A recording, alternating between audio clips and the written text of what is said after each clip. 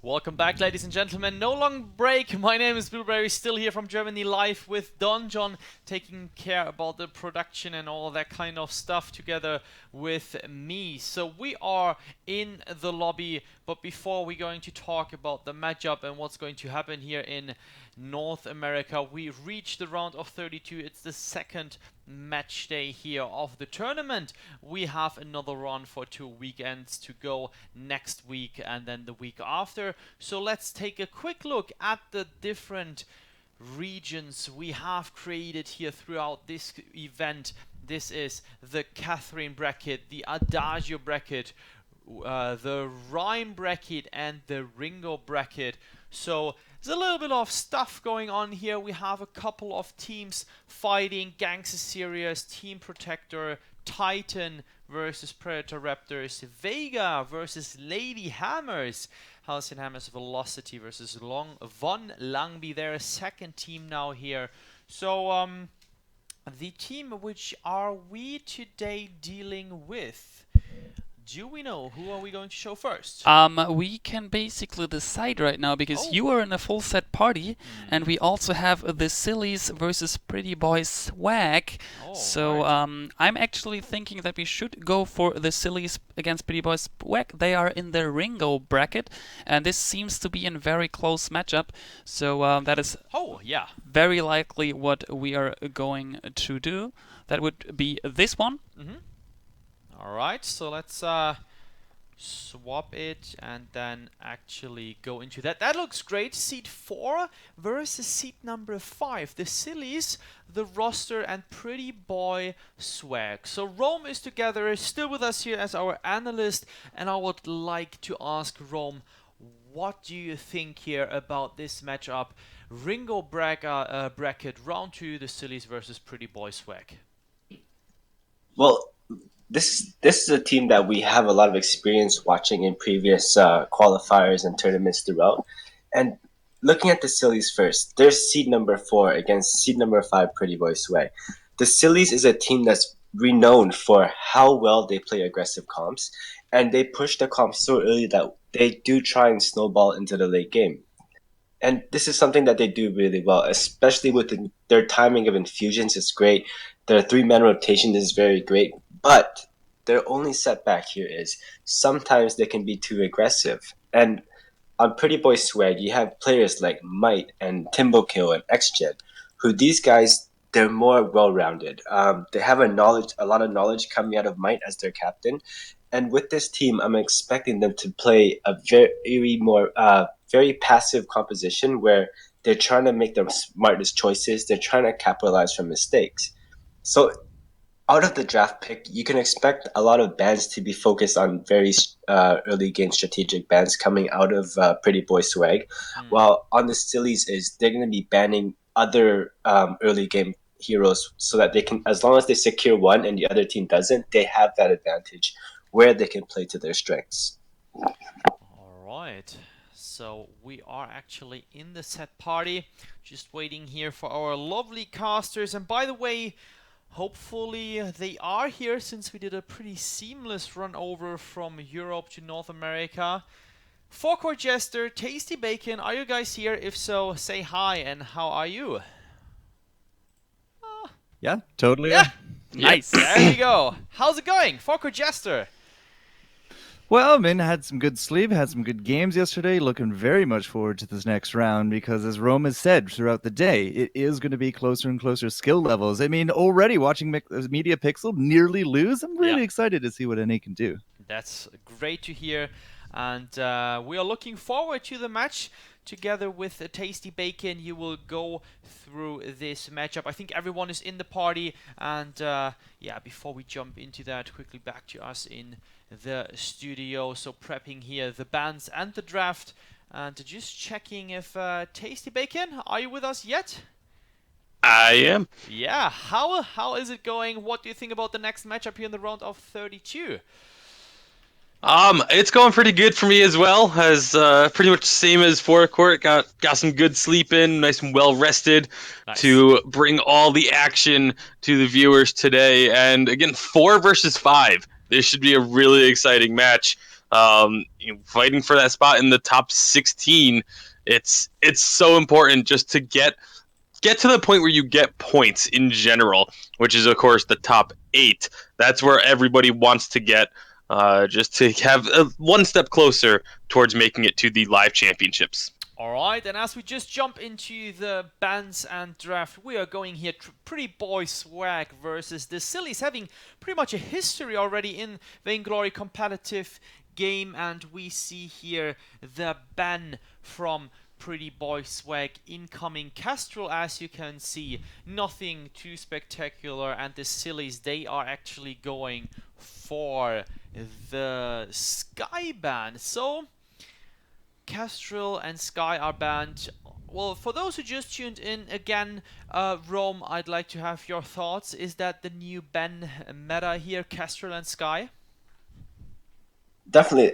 We have so many heroes coming out of the jungle now that can help depict the early game, because you have heroes like Koshka, Glaive, Sky, Kestrel, who are all very dominant in the early game. And this is something that when one team bans an early game hero, the other team has to follow suit, because you're leaving out so many other options. And looking at the Sillies and how they play as a team overall, they need to cancel out as much early game heroes as they can, so that even if they secure one, they have that early game advantage. Alright, so let's go for the draft here. What is going to happen? And there we go. The Arden pick is coming in, and the Sillies are having now the chance to execute 2 picks, Catherine and Celeste. So that's pretty unusual, followed by an Arden pick from the first picked team. What's this strategic about, picking Celeste and Catherine into an Arden? With the Celeste is very fine. As long as she is able to position herself so that she doesn't get caught up in the gauntlet. I do question, however, is this team is very aggressive, and I've been saying this over and over again. But why would they secure their first pick as Catherine when the other team already picked a roamer? So in my scenario, as I would have opted out, and I would have either chosen a Black Feather, who they're very good at, or a Glaive, and played them in the jungle. So picking up this Catherine first and leaving out so many other possibilities that do benefit them down the road is quite questionable to me. Alright, so let's see. Pretty Boy Swag here completing their roster with 2 last picks, which are on their side, and we do see something incoming. Pretty solid, aggressive Koshka paired with a Ringo on the lane, and the Sillies are going to complete their roster with Cool. So Pretty Boy Swag, Arden, Koshka, Ringo, the Sillies, Cool, Celeste, Catherine. What are your thoughts on that match, Rome? So it seems to me like somehow these two teams swapped their mindsets, with one playing passive comp and the other team playing very aggressive. Looking at this is like, we already know how well Silly Smurf plays as a carry, and he makes one of the smartest decisions in the game. I would put him in the top tier of how well jungle carries are played. So looking at this, it depends on how they play their Cruel, because they have a passive comp in the jungle and they have a passive comp in the lane. If Pretty Boy Swag comes in with a Ringo Koshka Arden composition and they play it to its fullest extent, meaning they're putting pressure in the lane, they're freezing the lane, while their jungle is constantly putting pressure on the other side, not letting them farm, not letting them do any rotations, not even giving them a chance to rotate as 3.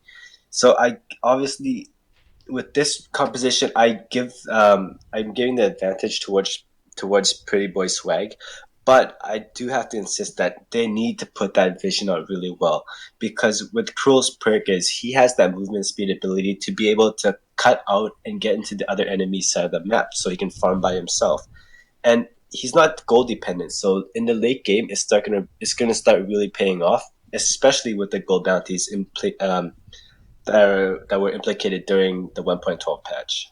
Alright, so going into that match, we now tell the teams to start and of course have fun good luck. This is all we can tell from Germany, from the VGL studio.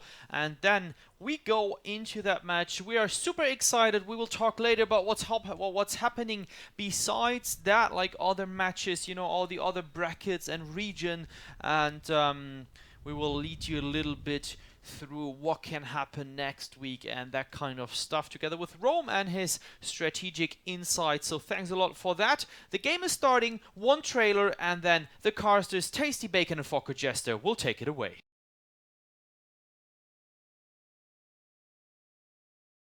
Ben, Sam, and Ken are on separate journeys to defeat the menacing Vile Dragon. But let's just say luck isn't on their side. If only there was a way for them to find each other and band together. Well, that's why there's Band.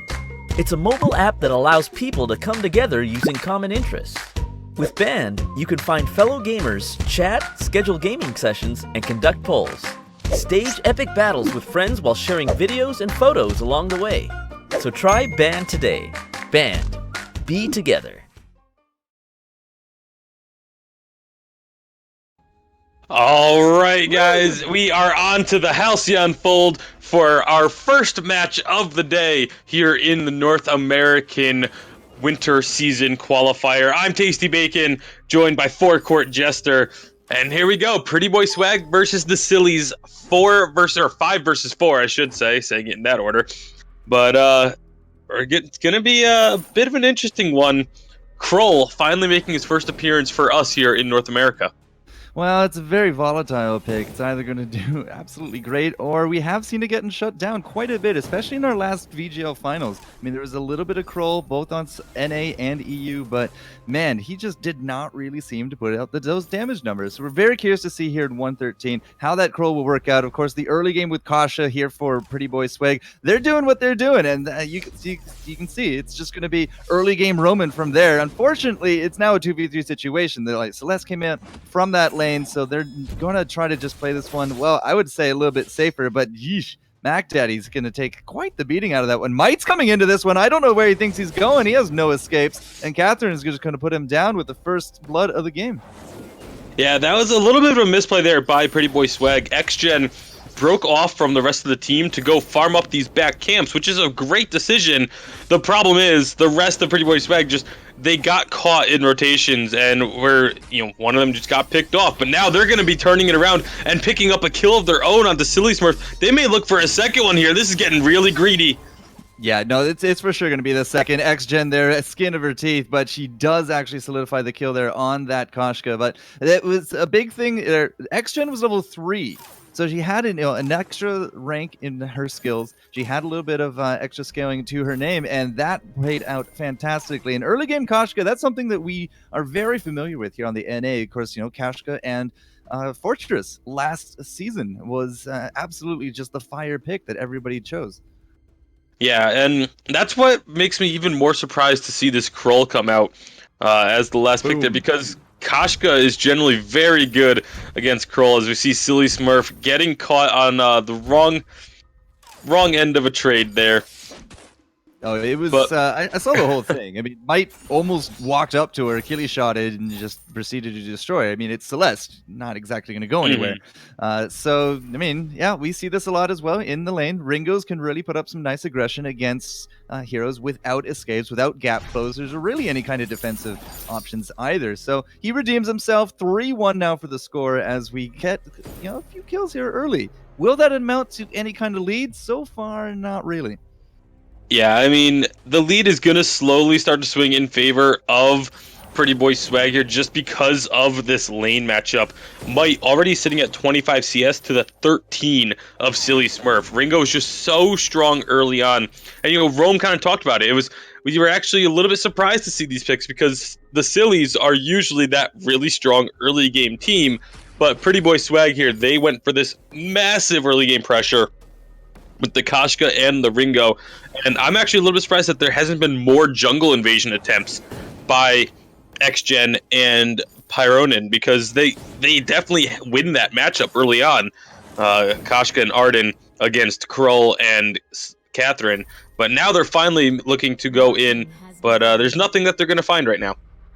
Well, I mean, as long as Kroll keeps his distance from Koshka, it's not really going to be too much of an issue. We do actually look through that bush for some of those scout traps, and it is now clear. Well, at least for now. We do throw out that flare, noticing that they're showing themselves in that lane. It's going to be a quick gold mine here for Pretty Boy Swag, and they pick up a tiny gold payout for it. But, I mean, this has been something more of an objective, even more so than last season, because now with the minion miner changes, we've been seeing, I want to feel like more gold mine action, especially yesterday and now early on today, 4 minutes in.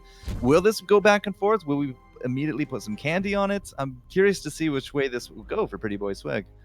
Yeah, I mean, I think a part of the reason why we're seeing more emphasis on the gold mine, there's a little bit of a change in the overall meta of the game because of balance changes, but at the same time, Vainglory is still a fairly new, competitive game. We're in our second season here of the VGL, and oh my goodness, Might is going to get stunned up a couple times there, but only loses about half his health.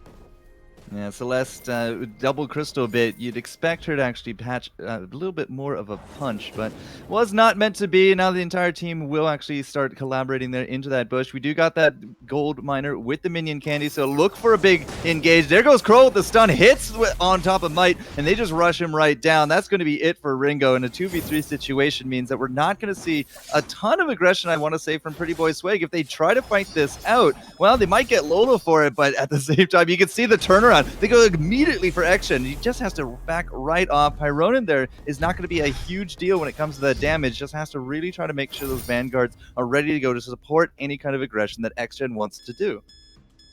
Yeah, and it was a really nice ultimate from Mac Daddy to get that stun, the initial stun, onto Might to secure that kill in the lane there. But going back to what I was saying about the gold mine, as people just get more accustomed to playing the game, I think a lot of these mid to high tier teams are starting to really realize that the gold miner is so important and crucial. All right, there's the Vanguard from Pyronin, but again, I think XGen might have brought Pyronin into a bad situation, baited his teammate, and now Pyronin not really anywhere to go. We will find Silly Smurf off to her own devices, and XGen really does take a good chunk out of her, and I think that's actually enough time now built in. Pyronin will get her way. XGen is still dancing around. Who is actually going to pay for this one? It looks like it's going to be the turret in lane, because XGen is just off on a merry chase here. Mac Daddy has to throw out the Hell's Heart, will actually go for the double stun with Lola, and it is Lola to pick up that killing blow. But again, while they're dancing around in that jungle, Might was doing work in that lane, picks up the turret. So one kill, a lot of wasted time, and a turret. I gotta say, Pretty Boy Swag came out far ahead in that trade. And as we will just continue moving on, 3-3 for the score, but again, it's all about the gold lead. What can you get out of it? If you look down at the gold mine, another engage now trying to happen. That gold miner, again, is a big source of focus for these guys. So Pyronin and crew, Might is actually thinking maybe he'll chase down Lola, maybe not. Cannot really afford to go on another wild goose chase. I think they really want to try to make use of their pressure. Silly Smurf's still up in the lane, and you can expect that Kroll's just off into the jungle. Either way, they kept the gold mine going. Another 60 seconds or so should be a payout. And I gotta say, payouts are tasty, aren't they, Bacon? Absolutely, as I see what you did there. However, the 300 gold per player is definitely the real reward of that gold mine. Obviously, you get the vision as well as that extra damage in a fight if you fight around that objective and you're the team that controls it. But we do see Silly's looking to make a play onto Might again, but he sort of sniffs this one out and is playing very defensively. And he also just has the wave in a really good position for him at the moment. Yeah, so Might, I mean, even if you rush down under this turret, we don't exactly have XGen and Pyronin too far away. They could easily make a counterplay here, but either way, he will get shoved right up to the turret. Now you can see Mac Daddy. He's going to find the rotation. Pyronin and XGen, they got to pull this back, try to get this gold miner involved. Might's now going to come down from the side. It will be sort of a collapse here. Lola thinking, all right, we get the stun on top of Might, but instead it's actually going to be the immense gold payout, and then it's going to be the big deal, because Koshka with that yummy catnip frenzy, able to take down the Celeste. He already took out the Kroll, and that's going to leave Lola, who has a Hellfire Brew coming for her, has the shield up, and it's going to be ticking down and ticking, and it's just not. Yes, it is. It will be the it will be the kill, and it will be the ace. It's split second right before Crow comes back into action. That's a huge deal here for the Pretty Boy Swag. Yeah, not only did they get the huge gold payout, not only did they get 3 more kills, they also get the regen bonus from the ace. They go in and take away the enemy's minion mine as well, and that is really important. Obviously, the minion mines were changed up a bit here on the current patch to be, the lane minions are no longer worth more gold for capturing them. So now, when you capture the mini mine, you always want to take the opponent's mini mine first, just because you're denying gold from them. That's the key to Vainglory, is denying gold from your opponent.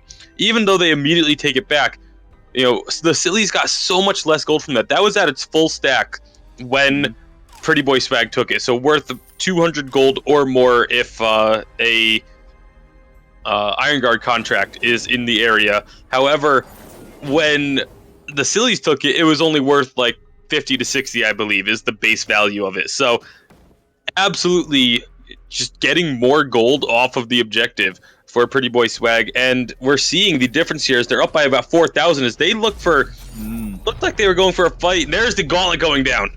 Yeah, but Mac Daddy has that reflex block. He's able to get out of the danger zone of that gauntlet, but Lola is just really starting to pay for that one. Fountain or Potions is really just going to keep her ticking, and now the overextension is absolutely real. The Pretty Boy Swag are going to pay for it with 2, and now Might, he doesn't have anything left in the bank, I don't think. Mac Daddy is going to be chasing him up. Lola going for the stun, doesn't actually connect there because of the reflex block, and now here comes the Silly Smurf. If Might tries to stick around, he is probably going to pay for that price, and well, maybe he's trying to turn around on top of Silly Smurf. Had a scout trap down. Looks like he will be all right. There is not going to be an ace, but what a turnaround, and so much just dumped on top of Lola, but she persevered and came through.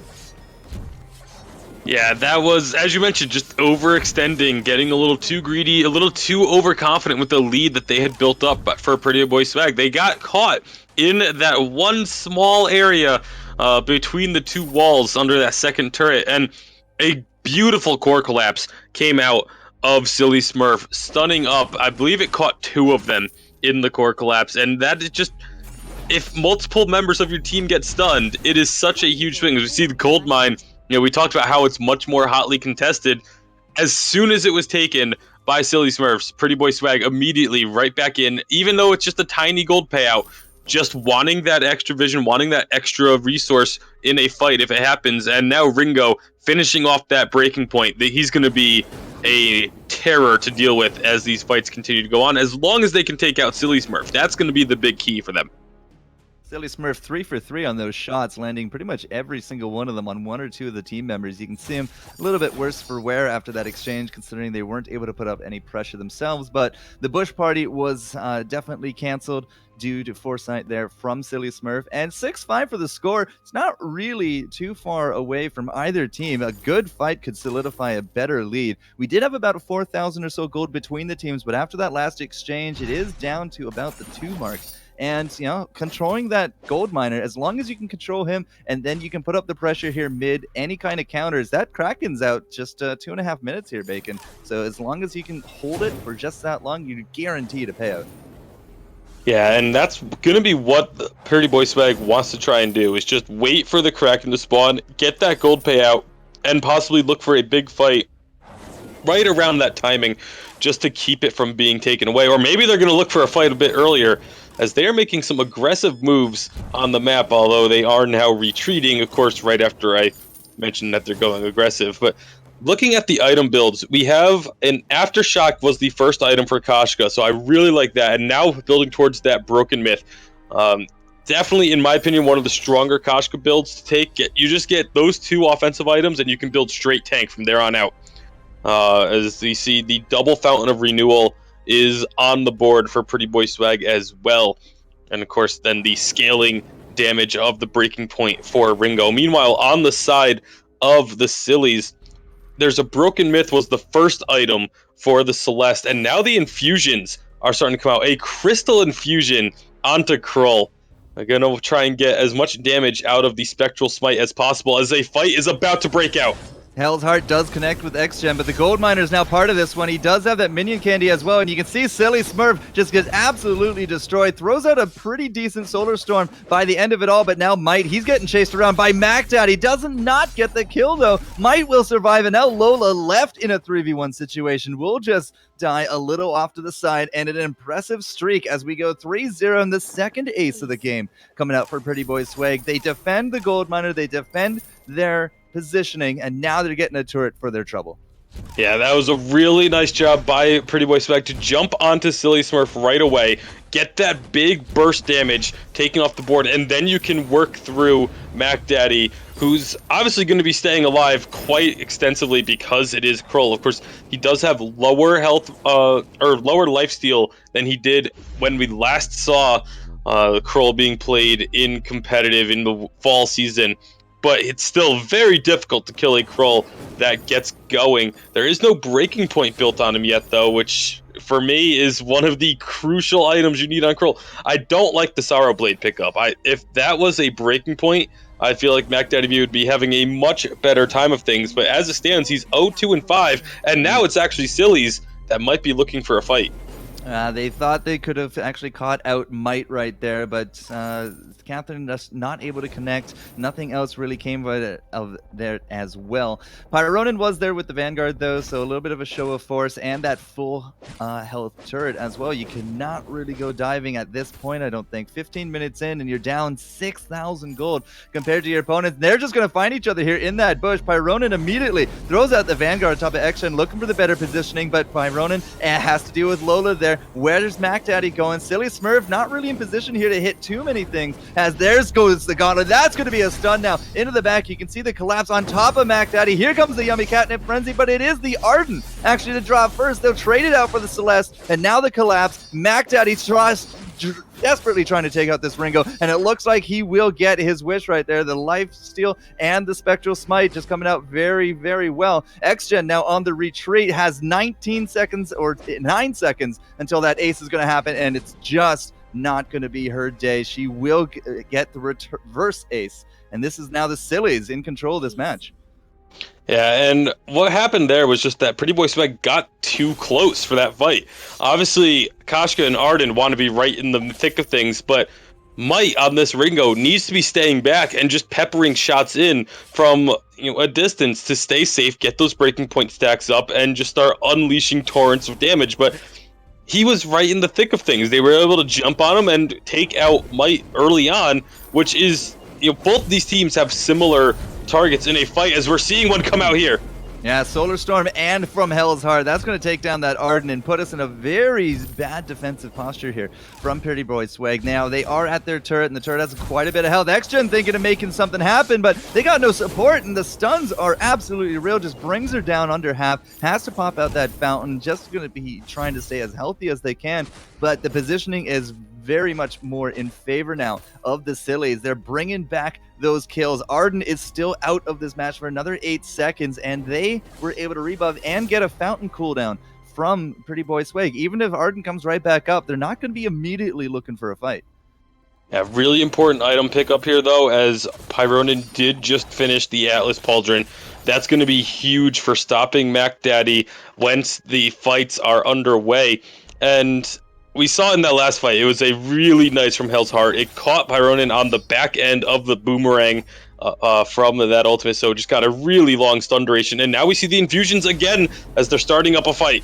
Yeah, and they're looking for Might once more. Lola is just going to actually get stopped in her tracks there by the Gauntlet, but Pyronin is not exactly looking healthy. We do have those double fountains, and again, it's just 1 second away for Koshka. She goes down, doesn't even get to use it. Arden's out, and that's it for Might as well. The Sillies are really showing dominance here past the 15-minute mark. They have not lost a fight since that Kraken has come out, and now they're getting their first turret of the game as well.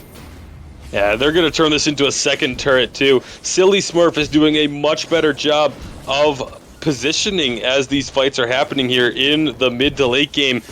They just haven't been able to... The goal the entire time has been for Pretty Boy Swag to jump onto Silly Smurf, take out Silly Smurf at the start of a fight. It just hasn't been happening anymore. And I was mentioning, both teams have a similar goal in these team fights. For the side of Pretty Boy Swag, they want to jump on Silly Smurf, take him out right away. obviously the Sillies are trying to do the same thing to Might, and the Sillies have just been having a much better time of it. Between the movement speed that they have of Krull with the heroic passive, the Warhorn coming out of Lola, and the stuns that they have. There's 3 stun options, one of them being on an ultimate, obviously, but they still have the ability to stun with all 3 members, and it's just been working out so incredibly well for them. Lola finds the stun on top of Might, but it was reflex blocked. He's going to be okay. He's back into the side there, but the Solar Storm goes right through XGen, popping out now those fountains. It's not going to be near enough. 1 and 2, they're falling like dominoes, and Might is actually going to juke the other way, going to try to waste out any of their time if they are going to be looking for that run and that ace, but the Sillies are not going to give them the time of day. They go immediately back to this lane. The last fight, they got 3 turrets. The gold has now heavily swung into their favor, considering they were down by 6. Now up by 2, and there's no defense really other than Might here and a good full minion wave. This should be turrets, if not the game, because Might, well, you never know. Might is actually able to combo down. The Krull is actually out of this one. It's just Lola and Silly Smurf, and Might's going to go straight for that Celeste. The defense might actually hold here. The minions are not really doing the damage that they need to, but it looks like we will back out, and it is actually just going to be only the 1 turret, but man, still some massive momentum coming out from this late game Sillies comp. Yeah, Pretty Boy Swag, they need to take advantage of this, though. They have 20 seconds of no Krull on the map, but all they're doing is farming up the jungle instead. If they wanted to really try and make an effort at a comeback, I feel they had to go try and rush down the Kraken, try and take that objective in that 2 versus 3 situation, but instead they'll just get a minion mine and a couple of jungle camps out of it, and Mac Daddy's now back on the map, so it's gonna be another tough fight that they're gonna have to win if they want to have a chance of taking out the victory in game number 1 here.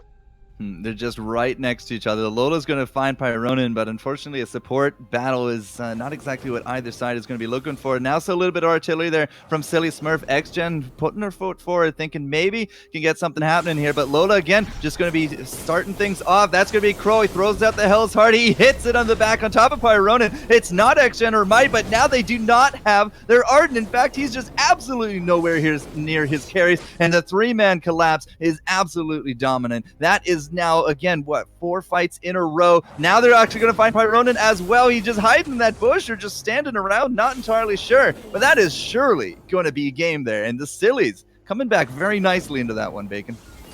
Yeah, and it's kind of just the way things go with Vainglory. Obviously, you had the really strong early game composition from Pretty Boy Swag, and they were winning early. They won every fight early on. They had all the advantages. And then once the mid to late game rolled around, that is when the Sillies were able to get their team comp online and starting to do serious amounts of damage and took that game back. So great job by the Sillies. The come from behind victory in game number 1. Let's see if they can take that momentum, carry it over into game number 2, and secure their spot in the Sweet 16.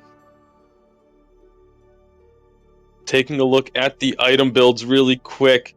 Obviously, the breaking points being big for both weapon power carries, but just the real key to that fight was definitely Silly Smurf on this Celeste, throwing out those Solar Storms. And for a little bit more insight on that, we're going to go ahead and throw it over to Rome. Talk us through that game. Yeah, such a close game between the 2 teams here. And we noticed this a lot today, where all the competition, all the matches have been extremely close, and it depends on how well they play later into their game. We saw a lot of mistakes that costed them the position in this one, especially early game. What Crow did, Mac Daddy did was he played pretty smart. He didn't surrender too many deaths. I think he died just twice in the first 15-18 minutes. And this is very crucial to their composition, because as a Cruel, he has to make sure that if he doesn't get an easy transition towards that mid to late game, he cannot do anything. If they're snowballing him too early, then he cannot do anything. They played him very smart, with Celeste always standing in the back, getting off Broken Myth stacks, and then unleashing her ult, while the other team was pretty much just trying to focus them as Cruel. And unbelievably Cruel with his stacks, his lifesteal, it's very hard to kill. His barrier makes it extremely hard to kill. I did like how Pretty Boy Swag tried to approach this game. They executed their comp actually really well too. In terms of itemization, the Aftershock and Broken Myth on Koshka was really good. Breaking Point was an extremely strong build on Might too, but the thing that was lacking was they should have went double Atlas first. Koshka having an Atlas actually helps them out a lot because they can actually sync up their Atlas pauldrons with either Arden going first or Koshka going first, and then just diving straight for that Celeste instead of trying to focus down this Cruel while he's building up Breaking Point stack. It takes too much time with Celeste standing in the back and poking. Alright, thanks a lot for the insight here, Rome. First match, the Sillies, Pretty Boy Swag, what a start into the round of 32. Kind of a back and forth here, and let's go back to the studio here in Germany. That was a good start, and there is of course more to come, so we will actually do the draft and ban just in a second. And I'm pretty excited to see what the changes actually will be. And question to Rome, being by looking actually at that outcome, what would you change based like from the loser's perspective of that match? On their side is okay. They're looking at the Sillies in a different light now. They're okay. They're like, these guys are very aggressive, but they also know how to play passive comps, and they did it very well with early rotations, helping out from the lane, and being able to stall enough time where their comp actually shines. So what Pretty Boy Swag has to do now is they have to prioritize item builds. Koshka, like looking at Koshka last game, grabbing Aftershock first was ideally very smart, but they need a comp that's able to burst down, run in and burst down very quick. By prioritizing items like Fountain and stuff right afterwards, it doesn't help their cause. It gives her sustainability, but it doesn't give them that burst damage. You're looking at Cruel going Soul Blade first, and I actually quite agree with this because he has, if with building a Soul Blade first, he has that stronger advantage in the early levels as to trying to opt out with the Breaking Point where he's dependent on how much defense he has, how much sustain he has. All right. So you're looking at them, you want to burst them down, you don't want to play sustained fights. Okay, so that being said, I think we can take a look at the bracket regions, what's happening there, and let us quickly update that. So there we go. Let's scale that up a bit so everything is fine. All right, so this is still the other region. Yeah, basically what I had planned was showing the fulfilled European bracket, since you there we guys go. were... That was your plan. We, Great. we never had the time for that. Sorry for that one. So basically, just to give you guys a rundown, we will see the SK versus SK later on, which is next Saturday. And Media Pixel Team 1 is going to face Rebel Lion, which actually got a free win or a buy-in into the next round since their opponent did not show up. Yep, unfortunately. And yeah, seeing that, I think there will be great matches. Finally, we have all the stuff here filled in.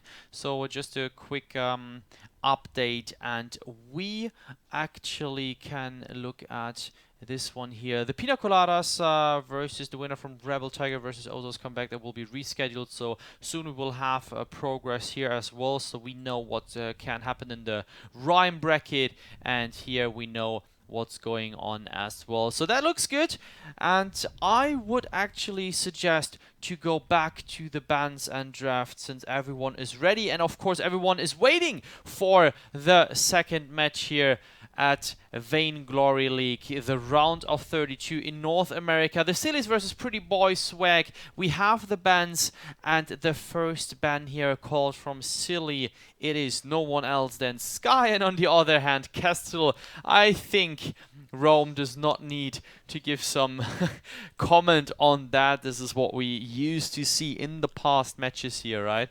And the Sillies having the first pick, and this is Arden. It happens a lot that people or teams tend to go for that first pick, Arden. Rome, why is that? Arden is such a first good pick because currently, especially with having the gold bounties in place, a lot of heroes that are more towards like the mid to late game scaling, they're very strong. And having Arden using his Vanguard or putting down gauntlets actually helps like mid game scaling comps a lot better. So by securing Arden, they open up their team composition to so much more possibilities, and especially with one pick only, it's obviously the choice to make. Okay, so there we go. Let's lock in Arden for the Sillies here. That has been set, and on the other side, Might representing Pretty Boy Swag. They are going for that Koshka and Blackfeather. Does that work out? Who will we see in the lane? Will it be the Koshka? Will it be the Blackfeather? Rome, what do you think? They're going to be running a Blackfeather in the lane this game, and with Koshka in the jungle. And this is actually very strong. I think the last pick is they're going to sneak in a Finn, most likely, or an Adagio for their last pick. So on the other side, they have to think about this. There's like Pretty Boy Swag is probably opting out to go like a triple melee comp, which is actually very aggressive early and does have that possibility to scale out during this mid game. So what can they do to combat against this? They need heroes that have a lot of area of effect damage. But because they banned Sky, right now their best pick for them would actually be a Vox and possibly even like another CP carry. And that would work out for them pretty well. Alright, so on the other side, the Sillies now having the right to pick 2 heroes, and that is no one else than Vox and Cool. So let's lock in Vox and Cool for the Sillies. Pretty Boy Swag, you suggested here is Sneaky Finn. But unfortunately, that is not going to happen. We have an Adagio rounding up here the roster together with Blackfeather and Koshka. What do you think? Is that you said it's maybe the most or one of the best heroes to open actually the draft, but now he comes in at last. So what happened here? Yeah. Like what I mentioned earlier about the Finn is he actually fits into this comp really well, but Finn is also a newer roamer and not too much people have the knowledge to play around him. Adagio fits in here pretty well, but the thing is Adagio's capabilities and how you build him really reflects on how well he's able to support his team in the mid game. Most likely he's going to be buffing up the Blackfeather and he's going to be healing up the Koshka. But he only has that option because buffing up Koshka doesn't really help him in the end, so he can only target prioritize on one hero at a time as to having different possibilities across the board. Alright, so let's see, just waiting here for the last player. There we go. Everyone is ready. Everyone wants to play here the second match of the set here. Best of 3 it is, ladies and gentlemen. And I would actually throw it to a small break, and then the casters Tasty Bacon and Focko Jester will take it away.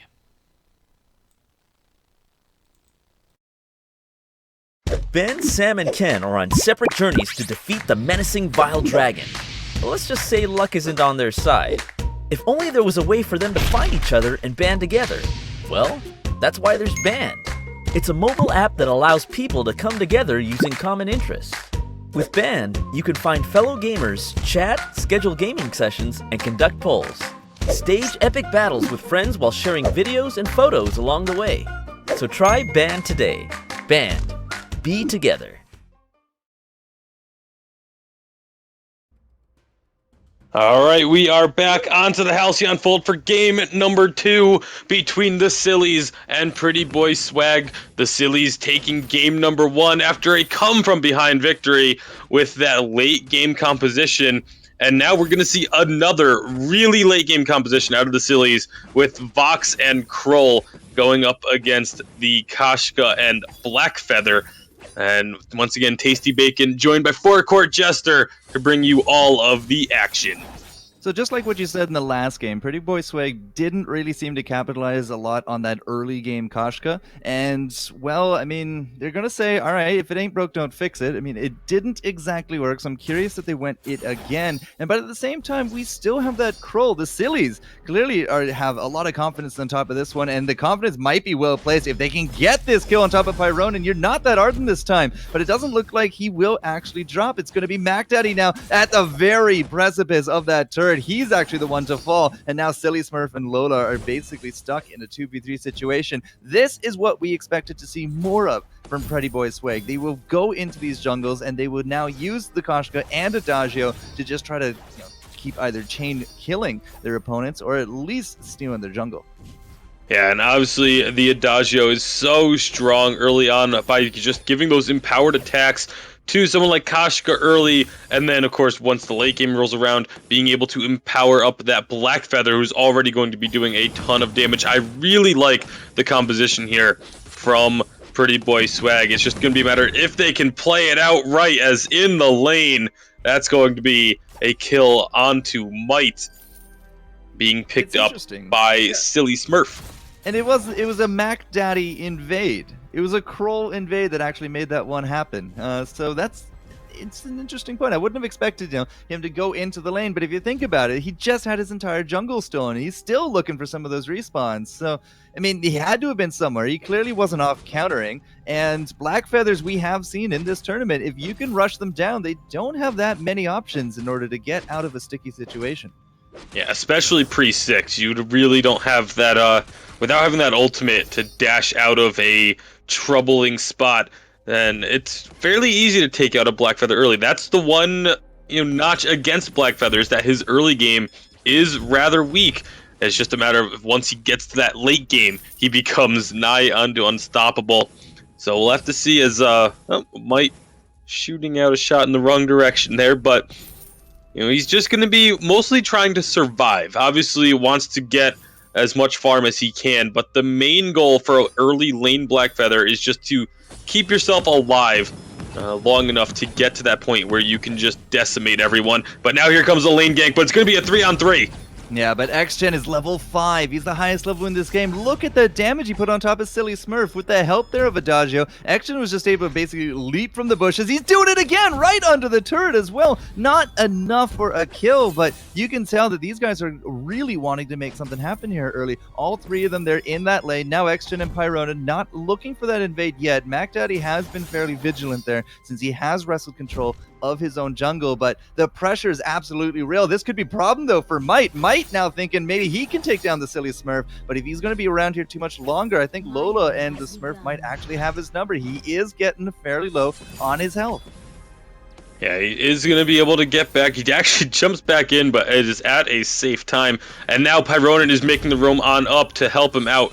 So Might's going to be perfectly fine as he does get that heal from the roamer to keep his health pretty much at full. Of course, also having that Book of Eulogies to provide some extra health every time he kills a minion as well. But Lola is just camping in this lane, wanting to try and find a kill onto Might as they're going in. Well, as long as they keep up the pressure on the Black Feather, they don't really have too much more to worry about. But XGen just immediately, again, from the bushes. Level 6 now. No Yummy Catnip Frenzy at all, but he still cannot take home Silly Smurf. A good heal at the end there from Pyronin will keep her ticking. There was no Crow anywhere to lend support. Could have been a different situation. In fact, all the Silly Smurfs in this lane are no longer looking nearly so healthy. Pyronin's just going to make sure he goes into that bush first. If it's XGen into of From Hell's Heart, could be terrible, but Mac Daddy's still actually level 5. Again, the level difference from those engages, from that early pressure, has really put Koshka in the driver's seat of this early aggression. Yeah, one curious thing I've noticed here is Mac Daddy actually putting 3 points into his A ability instead of front-loading all of his ability points into that Spectral Smite. So that's an interesting decision there to focus on that Dead Man's Rush. But we'll have to see. I mean, he's had plenty of time on his own to just farm up because of the fact that Lola has been just sitting in this lane. They've been trying to slow down Might, but Might is actually doing just fine for himself despite that one death. still has the most CS in the game. And this is something that we saw yesterday happening too, where a Blackfeather they put so much focus onto trying to shut down Blackfeather, but he still ends up farming without any issues, as Pyronin actually steals away that small forward camp right from underneath the nose of MacDaddy. Yeah, XGen was actually creeping around that area as well. Got chased out in a 2v1, but Pyronin, yeah, as we said, that roaming Adagio can certainly fill a lot of roles and wear many hats when it comes to these team fights. Heals, pressure, attack damage, and soon we're going to have those Verse of Judgments coming up online. But Silly Smurf is now 6. We also have MacDaddy as well, now finally hitting at level 6, getting those ultimates ready to go. XGen, however, still is leading the pack at 7, and between the teams, only just a little bit over 1,000 gold between them. They will find a little damage on Might, but again, he's going to be just absolutely fine. XGen coming in, Pyronin as well. The forward positioning here of the cities could lead to a favorable fight for the Pretty Boy Swag, or, well, they would if they didn't actually just face check from Pyronin, and now, yeah, that face check just absolutely just tipped these guys off. The Silly is able to take down XGen. Now Pyronin is going to be running from MacDaddy, but they do get the gold mine now into that fight as well. Might is going to be okay. We do got Lola off to the side. Pyronin is sort of in a sticky situation. He can't really go too much farther out without the threat of the Sillies. Doesn't look like the Sillies are very interested in him, though. Yeah, not wanting to fight by that gold miner. It did have, actually does not have a minion candy on it. I thought it did. But excellent vision here from Pretty Boy Swag, despite the fact they are going to be taking another big chunk of damage. Pyronin is, and he will actually go down just as XGen gets in to try and turn this one around. Lola is going to be the target for them now. Yeah, needs a Vanguard, doesn't have it. Might's now just going to go barreling forward, gets one, looks for Silly Smurf as we lock up MacDaddy with the Yummy Catnip Frenzy in a 1v1 situation. I'm not sure who would have won, but Might comes in, gets that killing blow, and that is going to be the ace. Despite the fact that Pyronin was the first to drop and not really contributing, it was just enough pressure left over here from the Pretty Boy Swag to secure the first ace of the game. Yeah, no completed items onto Might yet. However, he does have 2,000 gold, so he's going to be going down to that shop and having himself a field day with the items he already has, finishing off the Sorrow Blade and also immediately getting the Blazing Salvo leveled up as well. So, going to be really close to finishing a second item the next time he does visit the shop. Also, the Aftershock is finished for Kashka, as well as some more crystal bits. So going to be a lot of damage as another fight starts up. Yeah, but it's MacDaddy in those shadows. That's where he really seems to excel. He gets not only the kill, but XGen is going to get stun locked pretty much down all the way to the death. And that's going to leave this gold mine with no minion candy up against 3 members here of the Sillies, who are, again, really showing some good promise and team fights. They get an immense gold payout out of that. So that's straight from the coffers of the Pretty Boy Swag, and only really Might left on the field here to do anything. He's going to start pushing in that turret, but even then, it's really not going to amount to much. Yeah, and this is just, it's so hard to call this one, as there's another fight breaking out, just because these teams are constantly fighting, but they're constantly trading. You know, it'll be just when it looks like it's going to be in favor of Pretty Boy Swag because they want to fight. All of a sudden, the Sillies come back and win one, as Lola gets taken very low by Might, as Blackfeather isn't quite fully at his potential yet. Still needs another item or two to get there, but is doing a lot of damage and now might be in trouble. Yes, from the shadows, here comes that MacDaddy. It looks like Koshka was busy getting that tiny gold payout, but MacDaddy and the Spectral Smite at the end of it, able to shut down that Blackfeather. That's some pretty decent cash now into his pocket. Yeah, we lost out that gold mine, but we were able to turn around the pressure on Might, and he is going to be down for the count. In fact, this turret is actually in some pretty significant danger of going down itself. Lola, though, does find XGen. Doesn't have that reflex block ready to go. Still 5 seconds. Turret will drop. So will that Arden, paying for it. The Hell's Heart goes out from MacDaddy, but XGen is really determined to try to get her down. Silly Smurf instead now just gets turned right up on, and Pyronin, does he get this heal? He does, with the fire as well. Koshka will clean up, and that is an ace for the Pretty Boy Swag. And that's exactly what I was just talking about. These teams are so evenly matched, going back and forth constantly. You know, the Sillies just want to fight, took a turret, and then instantly Pretty Boy Swag comes back and wins a fight of their own and takes their own turret.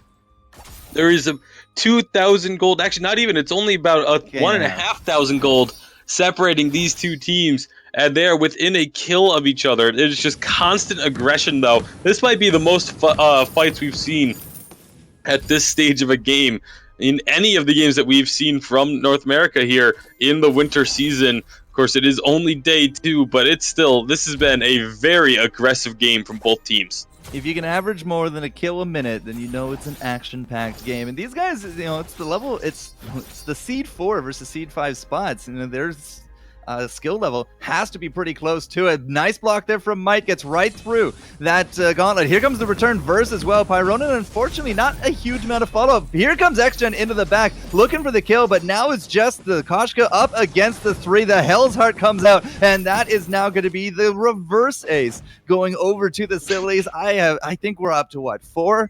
5 now, Tasty Bacon. Another turret should be on the menu here as well, and it's really hard to determine who's actually in charge of this game.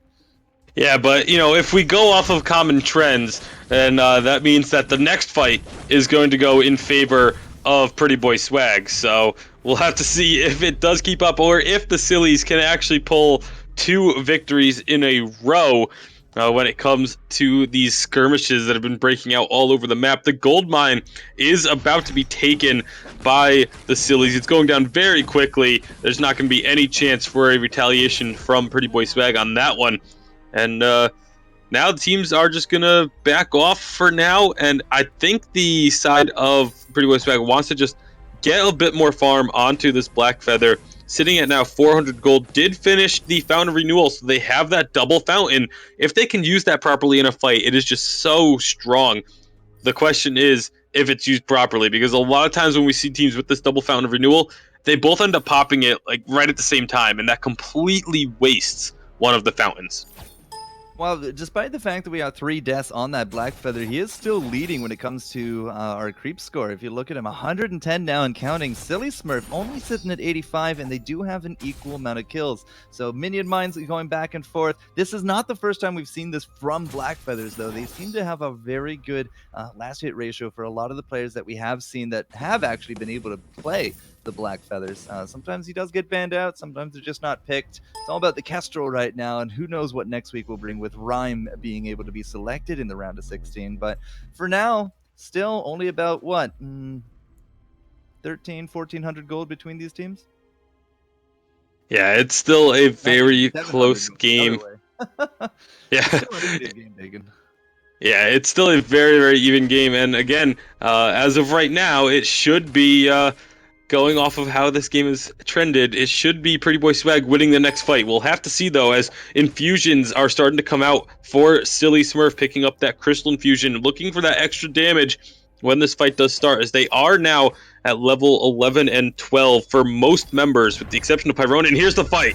Yeah, Silly Smurf, though, dropping down a little bit too low. Vox gets immediately just destroyed. The gauntlet doesn't seem to really help too much, but we traded out for the Black Feather, and now as they just go back and forth, Mac Daddy and Lola will come out on top of this Koshko, and Pyronin is not going to be long for this world with no turret to hide under there, and Adagio is going to complete another ace for the Sillies. We do not have a Kraken on. We do already own the gold mine. You might as well push this lane. That's a guaranteed now gold payout, and it looks to be pretty decent from my eye. And that Kraken's coming in 30 seconds from now, and with no turrets all the way back to base, a Kraken could be absolutely devastating if the Sillies can win another fight. And as another fight is about to break out here, or at least a possible fight from Pretty Boy Swag, before it gets too late though, look at, actually, gonna have to hold that thought, they are really chasing hard. Yeah, it's a Koshka and it's a Black Feather. There are a lot of ways to chase this down. We do trade them out for that turret, and, well, they got 5 seconds to take out a gold mine, and can Silly Smurf stop it? 3, 2, it's not going to happen. Yeah, the gold payout does come through, but, it is too late to see it now. But if you had looked down at the cooldowns on the Fountain of Renewals from Mite and Pyronin, they had been used a second apart from each other. That is not good synergy of that item. You want to use one, and then if you can, wait a few seconds before using the second one to get the most effect out of that item. But when they're both used right on top of each other like that, it's not as beneficial to you. It purely isn't. So a bit of a mistake there from those two. They really need to coordinate that better if they want to have the double fountain really working to fruition, as there is now a Crucible being picked up by Pyronin, and the weapon infusion being grabbed there by Might. So that should definitely help out, along with the Breaking Point Sorrow Blade build that he's got going on. However, Pyronin, obviously, yeah, you need the Fountain and the Crucible if you're going to be playing this roam, but doesn't have any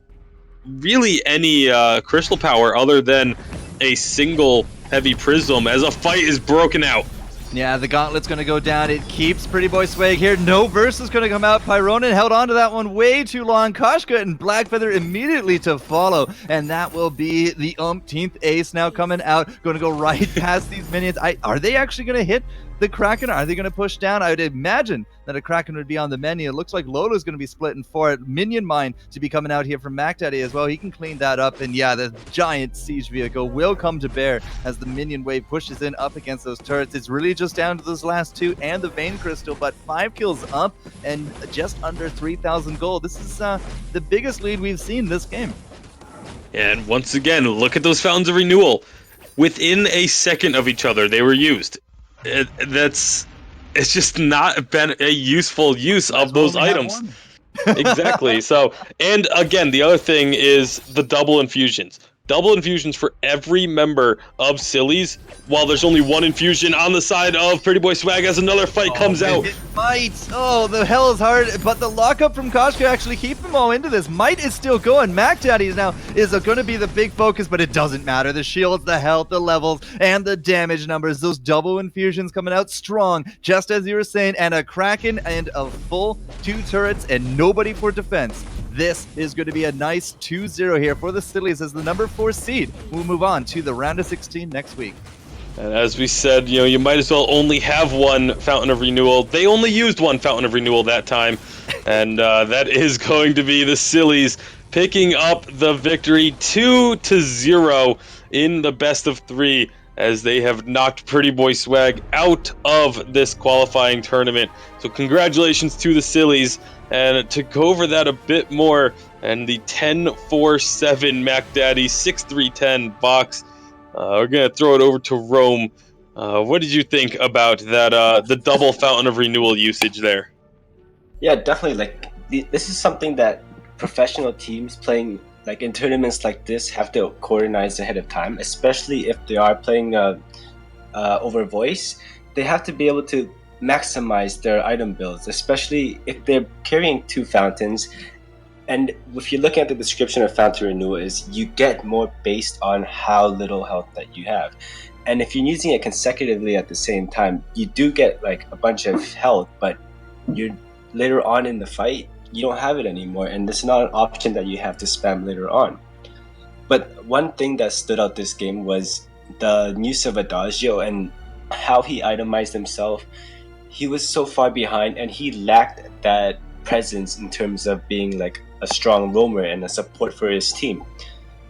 What I would advise him to do is being able to position himself where he benefits more from his Iron Guard contract, where he's able to stay in lane more, help his Blackfeather harass, and to be able to gain more gold, he's able to build more items. We're noticing him 15 minutes into the game, he has 1 heavy prism, and that's not making use of this hero pick at all. And you're looking at the other team, whereas Lola 420 was holding on to 3 full items so early into the game.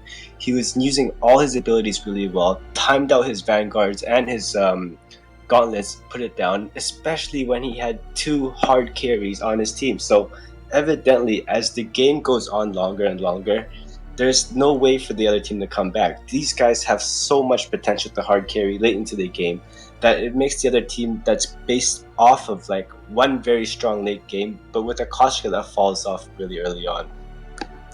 But to go into the next match, and now send it back to the guys over in Europe.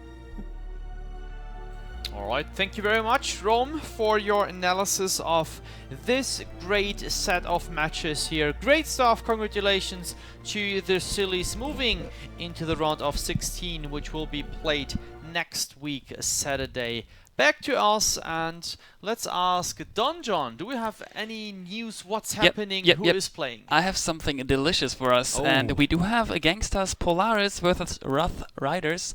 They should, normally if we do the math, they should be done by now, because we thought that likely Gangsters is just going to, as all the other Gangsters teams usually do, go on a clean 2-0. But no, we are going into a third match, and we are ready and set. We will just get all of our casters and our specs in, Wow. and then we will hopefully see an awesome matchup, because this sounds very good. It's seed 6 against seed 3, and it should be the Rhyme bracket. So if you wish, we could look at the Rhyme bracket. Let's take a look at the Rhyme bracket. I'm totally excited for seeing Gangstars Polaris versus Rough Riders, and we can maybe click on that match and see the bracket and see the roster, excuse me. And Rome, if you check out the roster from Gangstar Polaris versus Rough Riders here, what is outstanding here to you? And as we have just heard, like, they got forced into a third match. Wow, this is crazy. Why is that? Gangsters seed 3, Rough Riders seed 6. So Gangstar Polaris is Gangstar's newest team, and with the establishing of this team is they pulled over Coeds, which was the main carry, lane carry for the Nemesis Hydra team that was at the live championships in North America. And with him comes a lot of experience. But what I'm looking at this team is they have talent across the board. Everybody is very strong individually in terms of mechanics.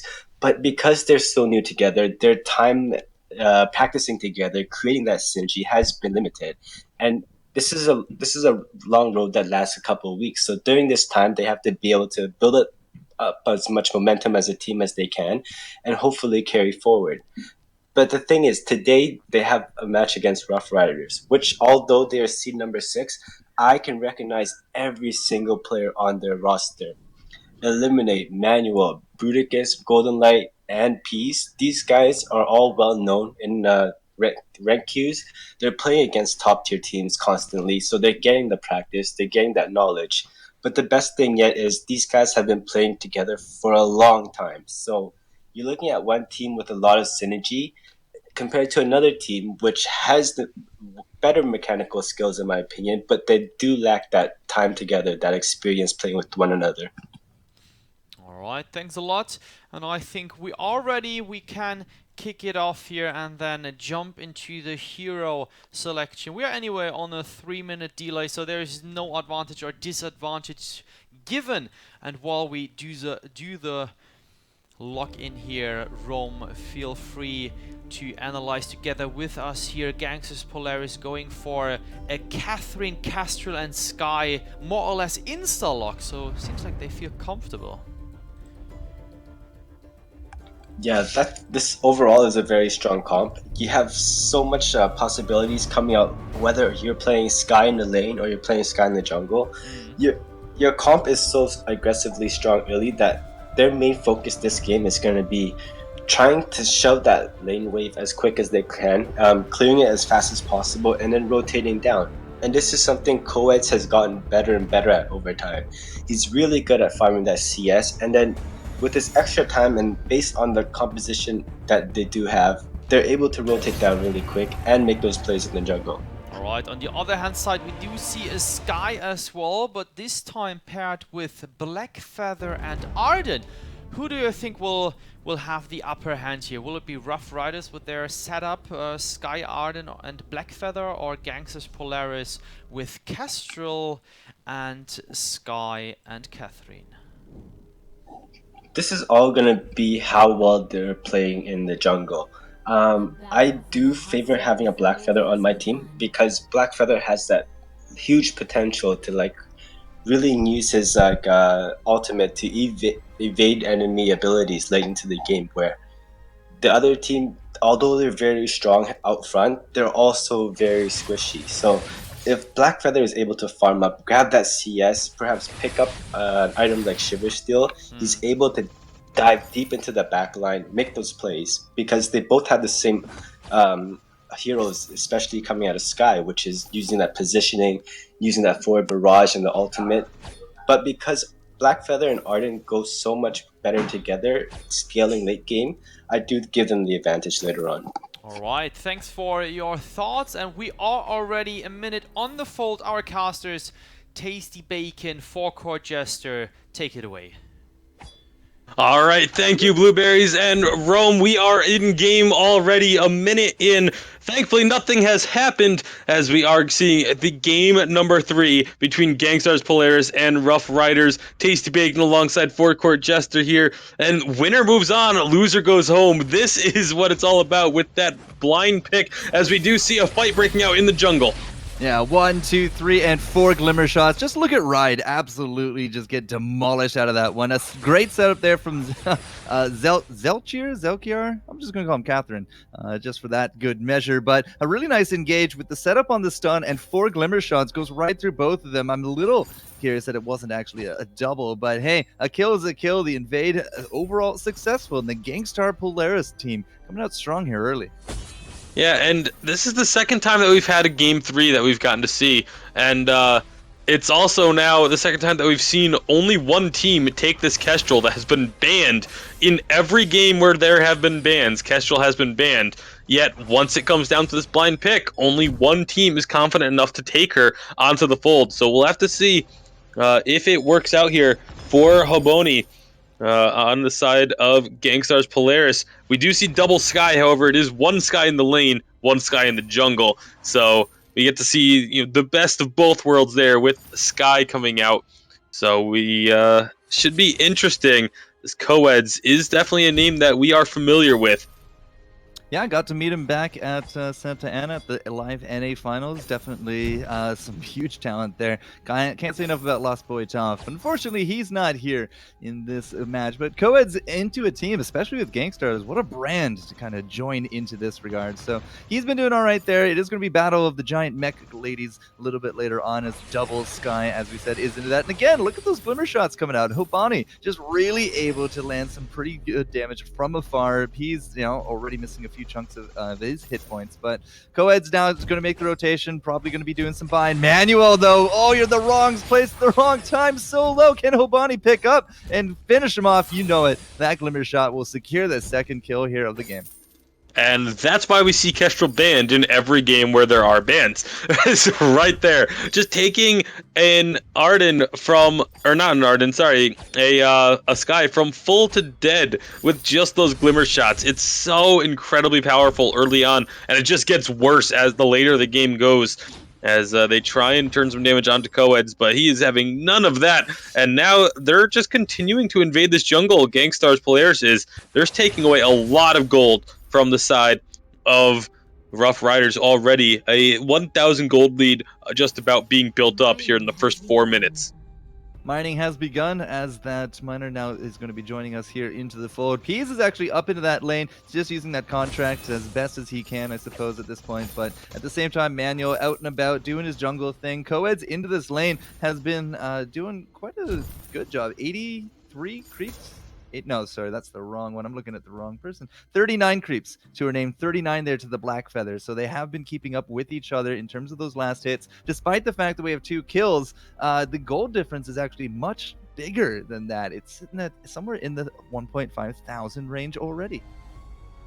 Yeah, it's definitely not looking too good for the Rough Riders here in the early game. But we've seen games turn around at all different stages of the game, so it's definitely can't write them out yet, especially with it only being this small of a gold lead. It is not insurmountable by any stretch, especially as they get some solid damage onto Coeds here.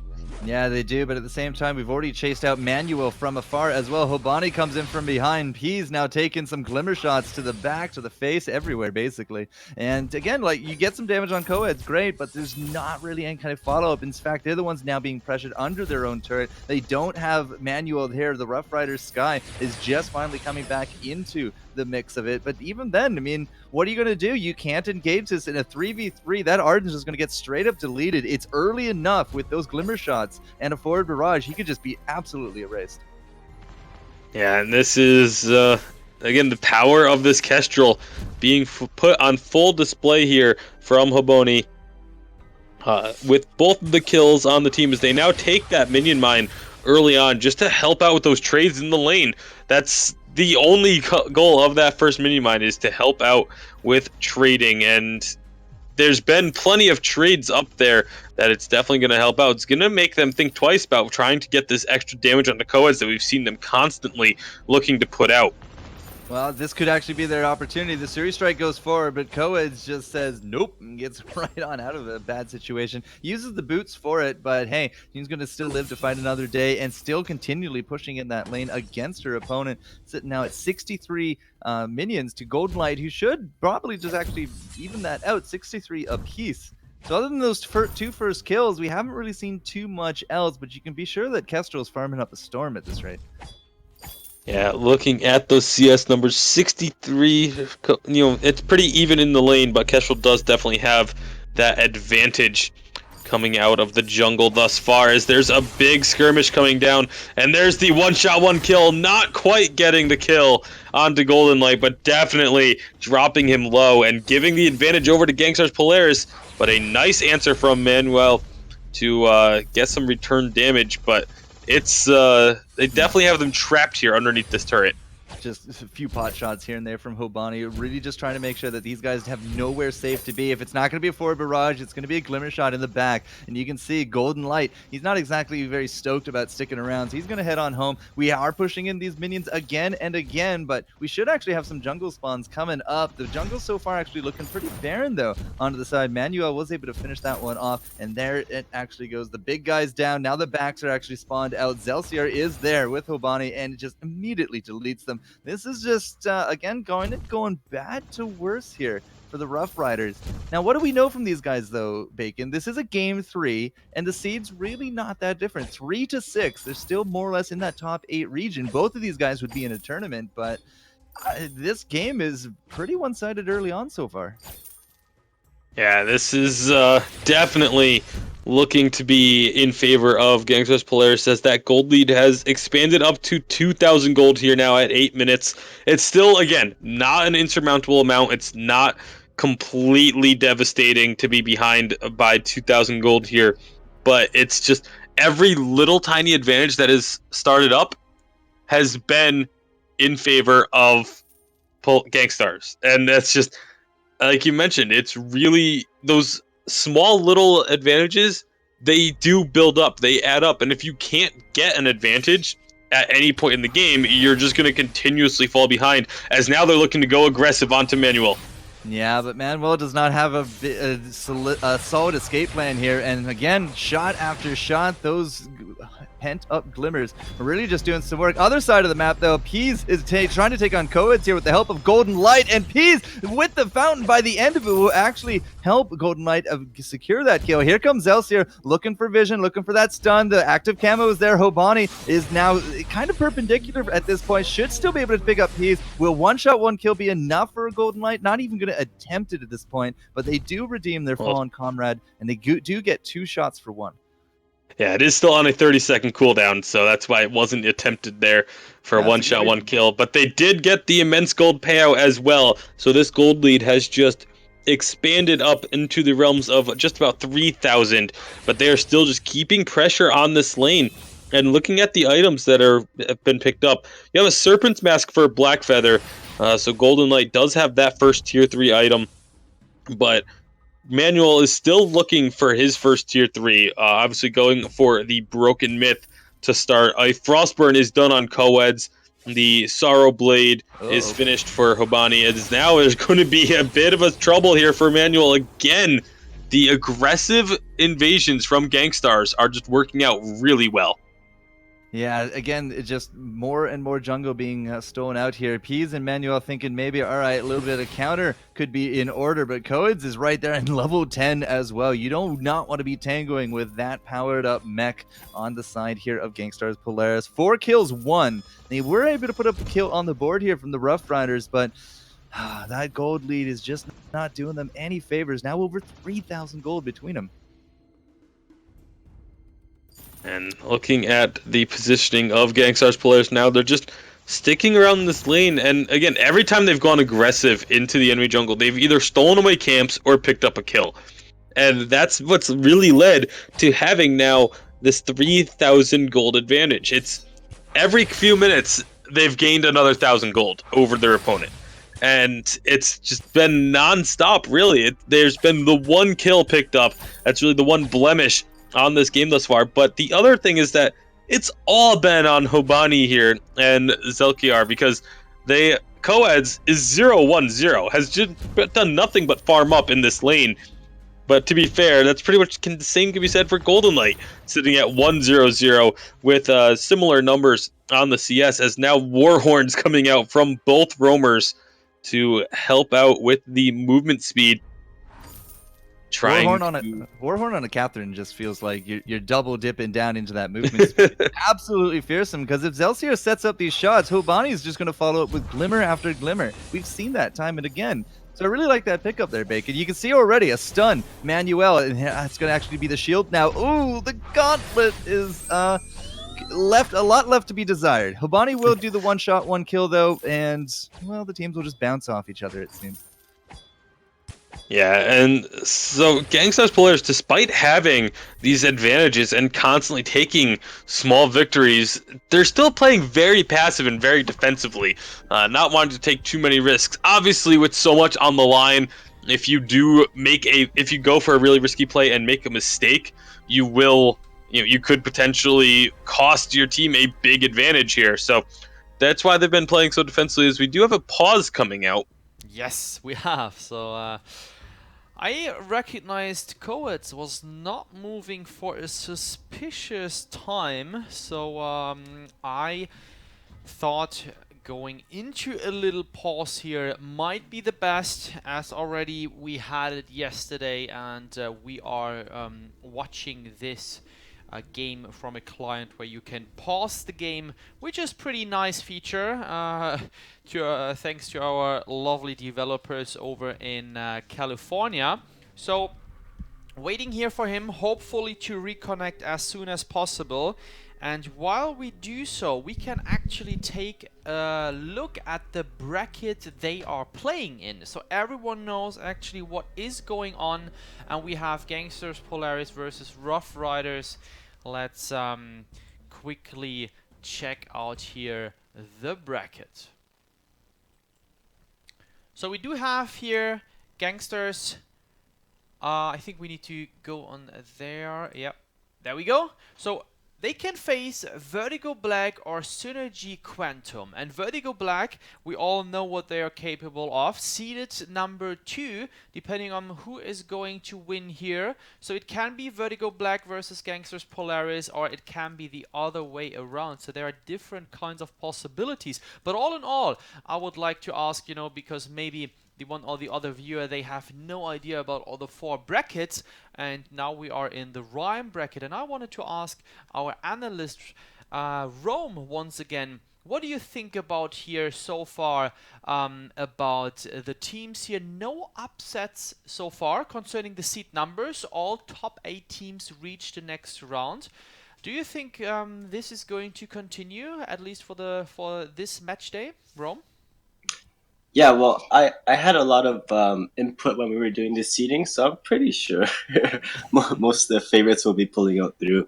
But the thing is, what we're noticing, even in EU and NA, is all of these matches are getting closer and closer. And I'm expecting next Saturday there is going to be some upsets where we're going to be seeing like teams coming in more prepared, like they've had more time to play on the 1.13 patch. They're getting more comfortable with what's in the meta. How do we counter the meta? What I didn't see today is like the thing about Kestrel is there are counter picks to her, but people keep opting out to maybe secure an Arden first and by banning Kestrel instead of picking into it, letting the other team pick a Kestrel and just getting ready to counter pick that.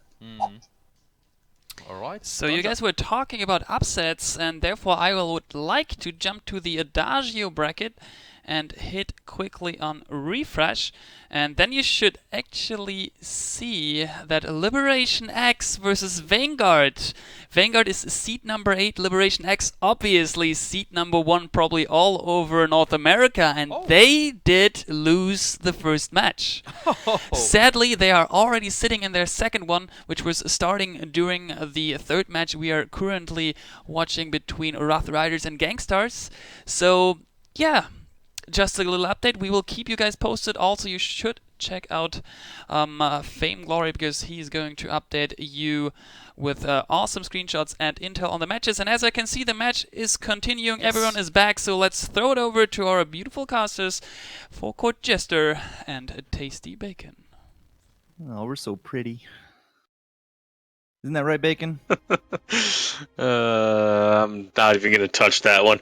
But we are going to be seeing back onto the fold as pretty much more of the same, as there's some more aggression coming out from Gangstar's Polaris, but immediately pulling back as soon as they get too close to that turret. Yeah, unfortunately the positioning just didn't work out right there. One shot, no kill. Just absolutely gonna whiff right there. Absolutely hits nobody. But Hobani got some poke. We had the Suri strike for the positioning from Coeds. But one of the things that we really need to focus on here is Zelsier is the guy that's going to be setting up a lot of the plays here, available to Hobani, available to Coeds, because they don't have any crowd control of their own. That's why I said, again, like that Warhorn that you pointed out. I think that's a fantastic pickup, because you can Warhorn in, you get the positioning. It's a very easy between that and the stun in order to get somebody just out of position, and then you Glimmer Shot, you forward barrage, and you're gonna be hurting after that one.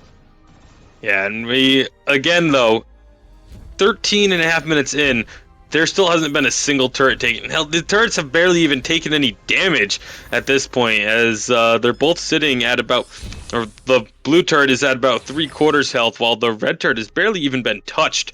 So, again, Gangstar's Polaris, they have the advantage. They've been winning these skirmishes. They've been invading the jungle successfully. But all they have to show for it is the gold lead. They haven't really done much else other than make those small skirmishes happen. Yeah, it's we went from one game that was over a kill a minute now to a game that's almost averaging 1 kill every 3. But majority of them, 4 of those 5, have actually landed very firmly here for the Gangstars. And again, Hobani really making a lot work. If Zelsier can actually pick up Manuel, you're going to see Hobani able to just kind of go with him there. And again, one stun, now looking for the Glimmer shots. You got nowhere to go, Sky. You have absolutely nowhere to go. And that is why Zelsier is a very key and integral part of this setup. Yeah, so they get the 1 kill. Now they put their attention onto the lane, possibly looking to try and push them off of this turret and take this turret down. They do finally get the first turret of the game at 14 and a half minutes, and now the pressure is continuing.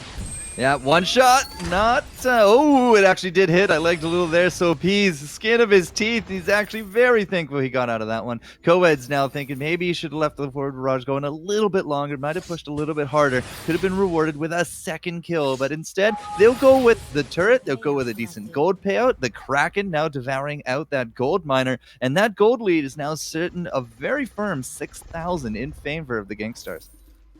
Yeah, and again, they're pretty much on pace. Every 4 minutes or so, that lead has jumped up by about 1,000. They've picked up the pace the last few minutes here, as it did take a sudden jump with the turret and those gold payouts. But up now 6,000 at 15 minutes. They've just been continuously growing this lead out, and it really, for Rough Riders, they haven't been able to do much of anything. You know, they have to put so much attention into this lane because they're constantly being pressured and sieged up. But at the same time, they need to put pressure into the jungle because it's just getting constantly stolen away. So 1 shot, 1 kill goes out just to put some more harassment down. All right, so a little bit of harassment going back and forth, but remember that turret is done. It's smoking. It's just a ruined crater there on the ground, and if there is going to be a big team fight here, you're going to be looking for Zelsier to make it happen, or it's going to actually be Peas to go in with that gauntlet. Unfortunately, doesn't really seem like too much is happening. Golden Light gets defeated. Coeds is just really just kind of playing around with him. Peas now not looking so healthy either, and Manuel just not really able to land those big forward barrages. Finally, the collapse. They will take down Kestrel. Perhaps was a little bit more of a bait than they realize, but Peas, again, he's going to be healing if you can't get that weapon damage going. If you can't get the crystal, he will live out, and well, with that forward barrage, Sky will take that kill, and it will be a 2-for-1 engage, but Gangstars are just really able to answer not only their aggression, but they're able to set up so many kills to begin with. I'm really impressed that, Rough Riders went for that initiate. It just didn't work out for them. Yeah, it's very confusing with 2 skies on the board when Death from Above starts coming down, trying to figure out whose is whose. But It definitely did work out better for co-eds and the rest of Gangstars, as now they have so much vision as well. Looking at the scout traps around this Kraken now, there are red traps all over the place. I don't see a single blue scout trap on the map at all. Nope, not a single one, sir. It's a very nice, defined. There's oh, one. there's one. Yep, he's Just put down.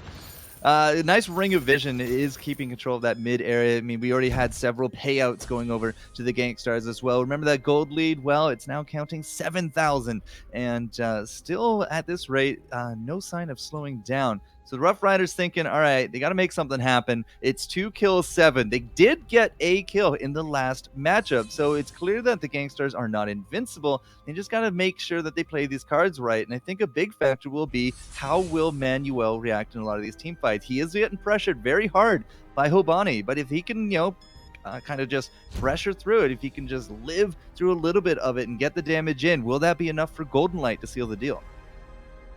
Yeah, and the Kraken is now bearing prevalent on everyone's minds. Coed just goes up into the lane to clear out those minions and force the side of Rough Riders to have to respond to it. And this is what it's all about, the combat, the positioning around this area as a death from above goes down and a fight starts up. Yeah, but again, that was Manuel. He's the one that threw that down. Now he's stunned in silence, and he's out of here. That gauntlet coming down just way too late. Sky on Sky action as one mech takes the next. And now with a 3v2 situation, her own death from above really just locking up the Rough Riders. But that is actually it for Kestrel. I don't know what she was doing so far forward there. And she is actually going to be the payback now. Can Golden Light get out of this one? Zelsier thinking maybe yes, maybe no. And it looks like it will be a trade 1-for-1 by the end of it. Will any of these scout traps pick up anyone? It does not look like the case. But death from above's being very variable in these fights. Yeah, and looking at the item builds now, Blackfeather has the Serpent's Mask Breaking Point, a Shiver Steel, and an Atlas Pauldron. Kestrel has double Sorrow Blade, so just really trying to maximize everything onto those Glimmer shots. And the problem with that is once you're out of arrows, there's not a whole lot that Kestrel's going to be providing for this fight with those auto attacks because the attack speed isn't there. It's all being put onto attack damage from Hobani, this weapon power double Sorrow Blade build. I'm not a huge fan of it, and we'll have to see if it definitely can still work out because those Glimmer shots do melt health bars. But now they've started up the Kraken, they've got it about halfway. But here comes the Rough Riders looking to answer, and Kraken is going to reset. Yeah, we're just going to reset. You do not want to be fighting him and this enemy team, especially if they're trading out evenly with you. A good 4 barrage on top of Peas, but now Manuel again not really seeming to hit that mark. One shot, one kill, not going to hit nearly anybody. And Peas, he just stays on top of Hobani. It will get down the gauntlet, and the rest of the team now trying to exit out of it, but it just fades out. Zelsier should have that stun. It does fade, but it doesn't matter. Hobani this time not dead in the water, is able to take home 1 and the 2nd kill there on top of the Arden as well. A nice 2-0 should secure us a Kraken and a little bit of now push into that lane. What do you think? 1 turret or 2 here, Mr. Bacon?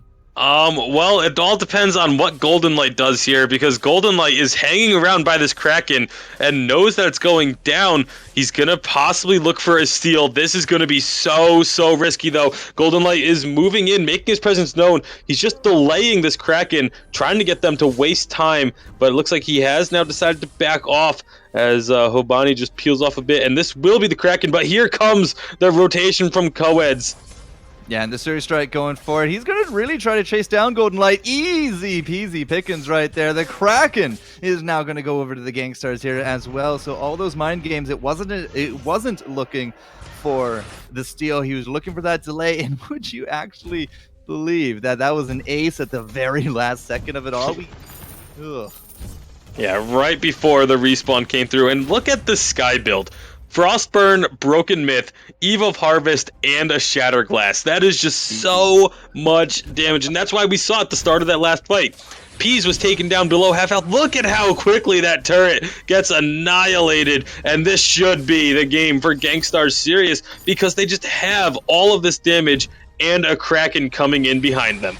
All the ultimates are ready to go. We still got 3 seconds till Blackfeather comes in, but that Kraken is looking still very healthy. He's just not going to be able to shred it down. Manuel trying his best. Turret is already out of there, and that Kraken at half health at one swing and the second. It's going to come down very, very quickly. Hobani is a big focus target into this fight, but it will not matter, Mr. Bacon. You can get any kills you want, but the Kraken and the team of Gangstars take this into a 2-1 sweep. And from blind pick, they secure their victory into the round of 16.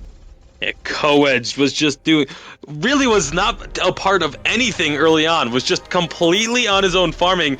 But you see the final score there, 4-1-1, 241 minions killed for a total of 12,000 gold. Coeds had so much, he had more money than he probably knew what to do with, and that build, that pure crystal power build, just absolutely demolished everything in its path, whether it be an opposing hero or structure. It didn't matter. So congratulations to Gangstar's Polaris getting themselves into the round of 16, and to give us some more insight on these builds, I'm going to throw it over to Rome. Wow, what a great showing that we did see from Gangstar's Polaris this match. But their pace of the game was pretty much decided and dependent on how well this Kestrel is playing. She was being very aggressive early. She was making the flow of the game come towards her pace. So when she wanted to invade, they were invading. When she wanted to go up to lane, they were going up to lane.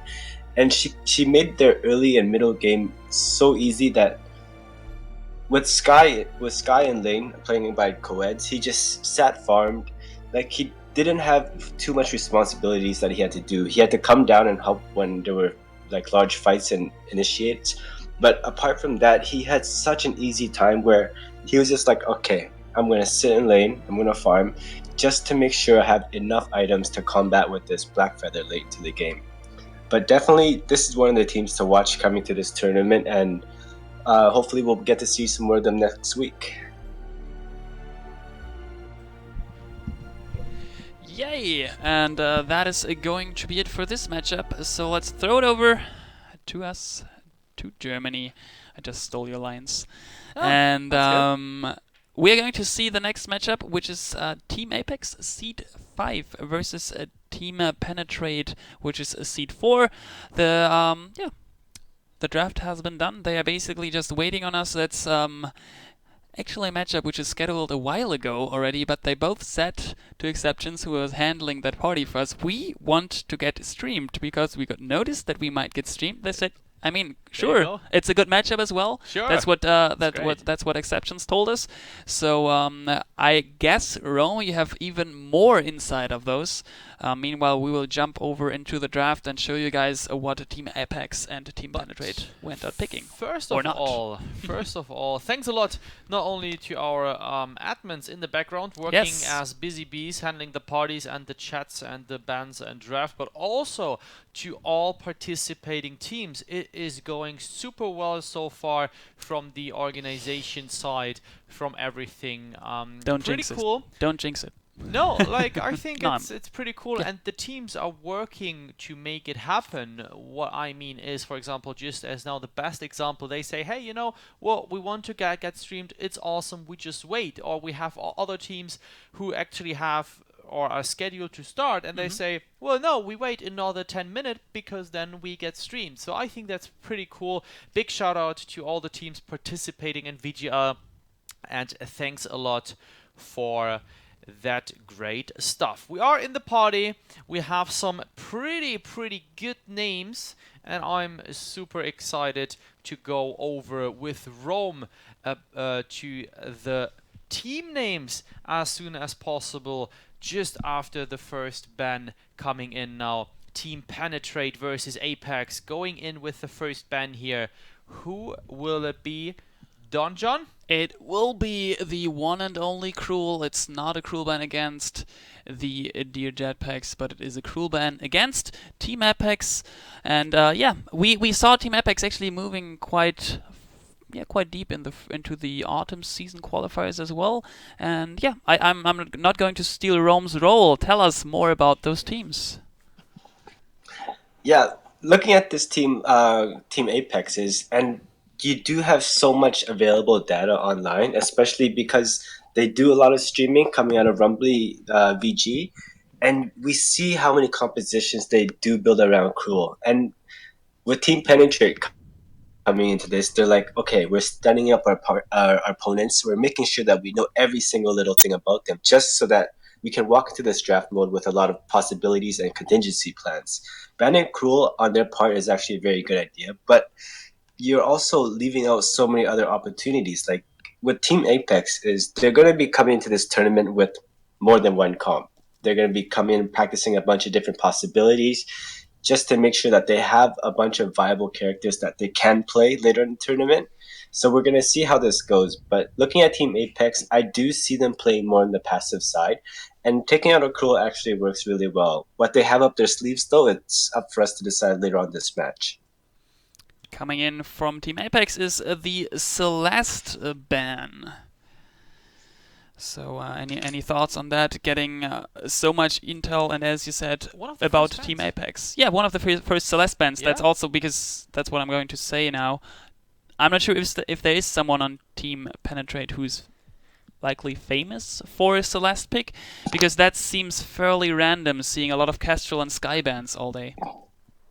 Lightning T actually, when I do see him play, and what I really commend him on is his Celeste play and his Ringo play, and I'm pretty sure they're going to try and ban Celeste. If the other team doesn't pick up a Ringo, they're going to try and secure that too, just to make him opt out of his 2 comfort picks. So on their end, it's actually really good, and it also depends on what they're going to choose on in terms of their team composition coming out of Apex. They might opt out for later game heroes like Blackfeather, Glaive, and then throw in like a Finn or an Arden, which fits their play style really well. While on Team Penetrate is these guys are very well known inside in NA, and they do have a lot of heroes under their belt. Their hero pool is actually really big. But the thing is, they're gonna have to prioritize securing a comfort pick for their laner, who's actually really good with just a couple heroes, Vox, Ringo, that's left. Okay. So they have so much possibilities. Okay, so let's see. First pick, Team Penetrate. What do we actually have here? We do see that they are picking Finn as an first pick. First pick Finn. Rome, why is that? Very good pick on their end, actually, because like I mentioned earlier, that Team Apex might be revolving around a Finn pick for their roamer. So with them securing it first, they probably came into this with the plan. They're like, if the other team is going to pick a very passive scaling comp, we might as well secure ourselves a Finn where we have the opportunity to be very aggressive early, but leave that open room with all of Finn's kit that we can have late game very hard carry heroes, buying items like Breaking Point, Broken Myth. And so they're trying to make this like a smart pick where it opens up their composition in the lane and in the jungle so that they can itemize and scale late into the game. Alright, finishing up here the next ones. Donjon, let us know. Yeah, we have Ringo and Kestrel coming in for Team Apex, and on the other side, Team Penetrate just completes their pick with Vox and Glaive. Okay. So the last pick, it just I'm rushing that a little bit since we already jumped on the fold. That's fine. Those guys waited a long time. They want to play, so it's a Catherine. Give us a quick overview look on this, and then we will jump into the fold. I like how Team Penetrate chose their comp overall. I think if they're playing this game smart and they avoid those early game skirmishes with their Kestrel in the jungle, they're going to come out winning, because late game they have an afterburn for a gap closer, and they have a Vox that can pretty much annihilate the other team. How smart they play is going to affect how this game goes. But we'll throw it to the guys' game, and we'll see how it plays from there. All right, thank you very much, Rome. We are in game on the fold for this matchup between Team Penetrate and Team Apex. It is Apex on the red side, Penetrate on the blue. As we do see, it is that Glaive going into the lane, at least for now, with Vox in the jungle with the Finn. So interesting start to the game already, as there has also been a kill that was secured by Rumbly on this Kestrel.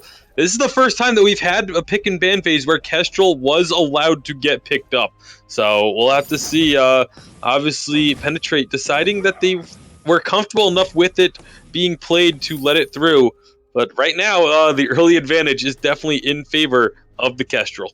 Well, we talked about similar tags yesterday. I mean, we had like NTV and then MTV. Now we have TPX versus APX. All right, fine. But not often do you actually get to see a first pick Finn either. And as care package is actually going to get real low. One shot, one glimmer, almost one kill. Rumbly VEG really putting the irons here to the team. But at the same time, yeah, Vox was actually the first blood. He's supposed to be has so much the possibilities. laner. At least I'm pretty sure he's supposed to be the laner. Vox was just there to cover. And now, as you can see, they're going to be swapping around. You need a little bit of mobility if you want to go up against a Kestrel, but you never know these days. And with Rumbly now playing it, and Finn being the lumbering kind of slow guy that he is, it just feels like it's target practice. Gentlemen, we have a huge update, and Donjon will tell you what just happened in VGL North America. Donjon, tell us. Apparently, the Autumn Championship winners, Live Championships winner, Liberation X, they did just lose the second match as well as the first against Vanguard Seed 8. So T-Tigers, Marto, Statusbake, Exhale, and Dawn Eclipse are eliminated from the first qualifier of the winter season in Vainglory League. That is crazy, and with that comment, Yeah, I have just a couple of names because we need to tell who's on the other team. It's Jajajek, who's very famous, Taco Boy, Mr. Touch and Go, Josh1213, We As, Bowman, and Critical 7. I guess we will get some intel from Rome on that, so continue watching this matchup and we will keep you posted on news during. Have fun with Tasty Bacon and the beautiful folk called Jester. Beautiful. Yeah, well, let's see how beautiful this death is as Finn goes down once more. Kestrel went down a little bit earlier there as well. It was a great afterburn gank there from the glaive, but Rumbly comes back with vengeance, able to take down that lurking behemoth. As I said, he's big, he's slow, and a Kestrel pick, I think, punishes it very well, Bacon.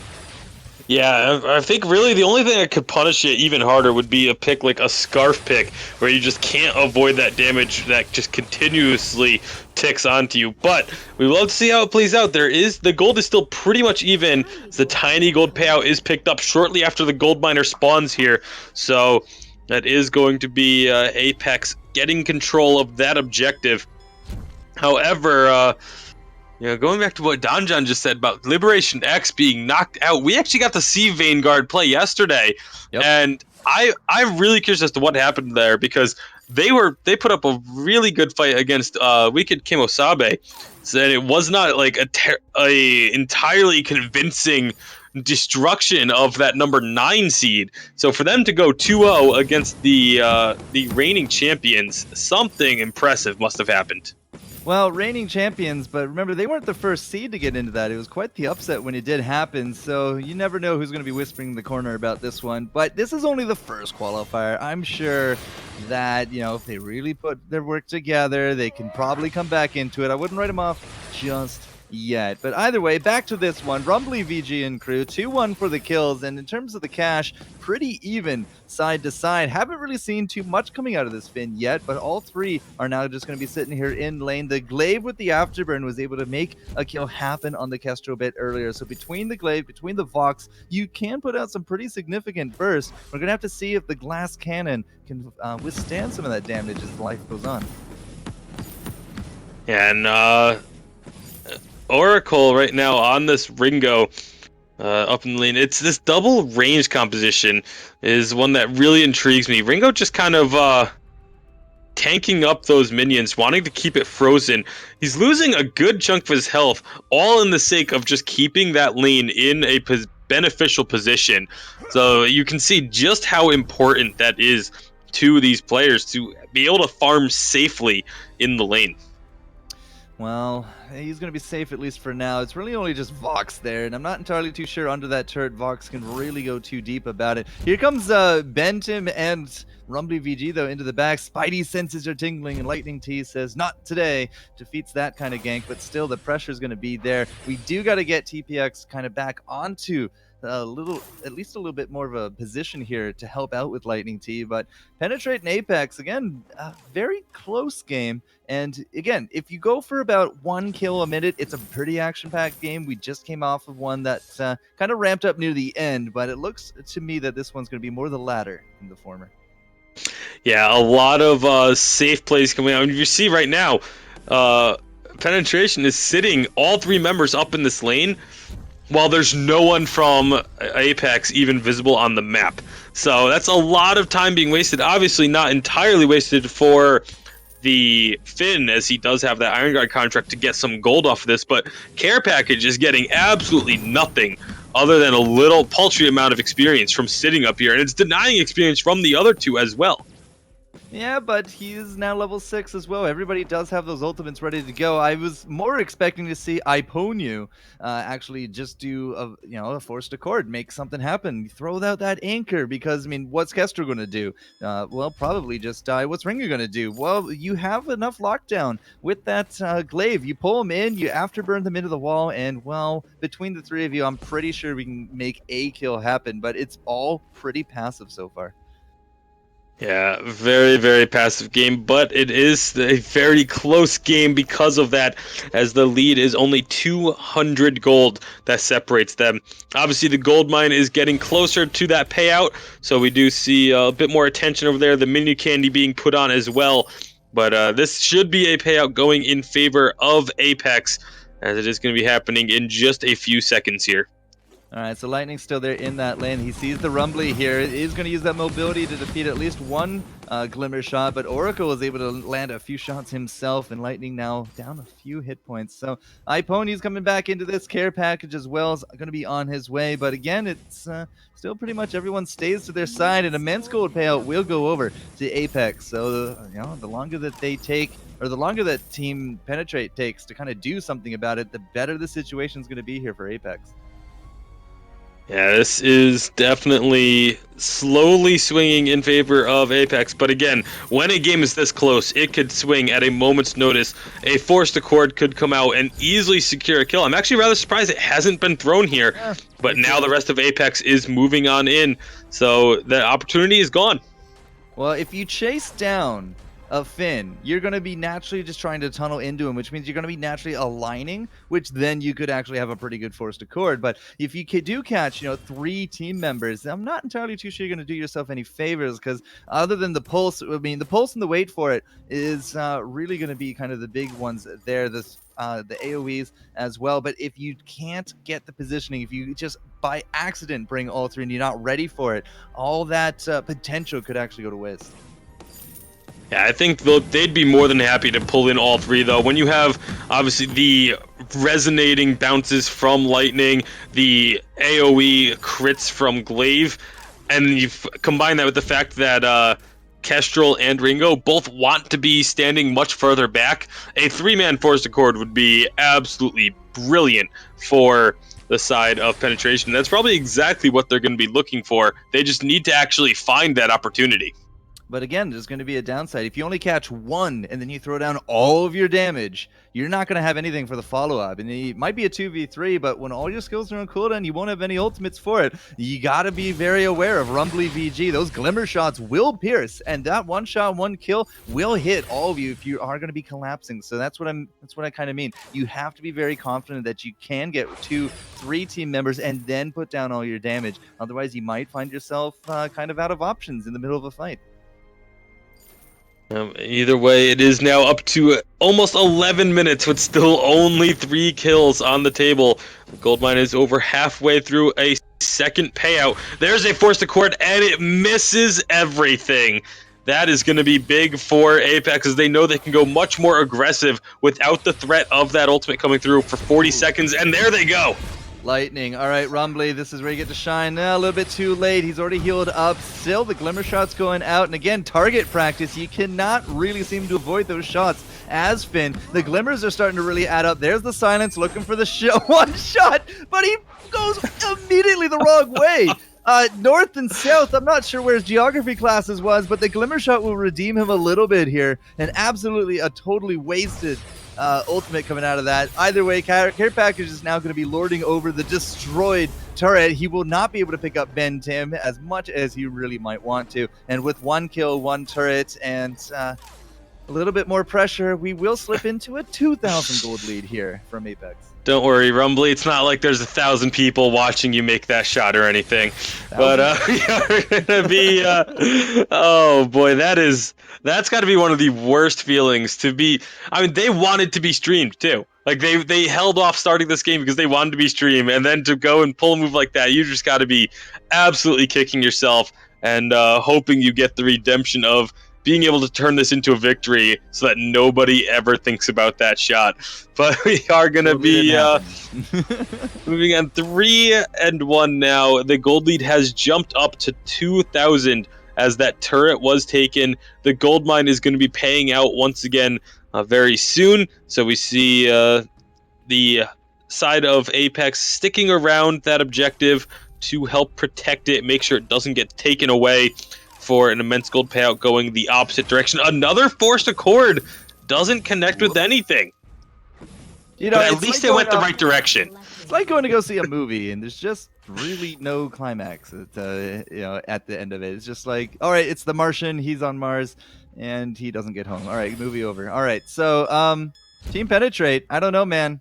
They are very, very defensive at this point. They are sticking to those turrets. They are forced out of their jungle now. The gold mine has done another payout, and look at that gold lead now, 3,000 and counting. Every single minute or so, we seem to be getting ever increasingly farther ahead here from Apex. And again, the longer this goes on, it's just not going to do Team Penetrate any favors.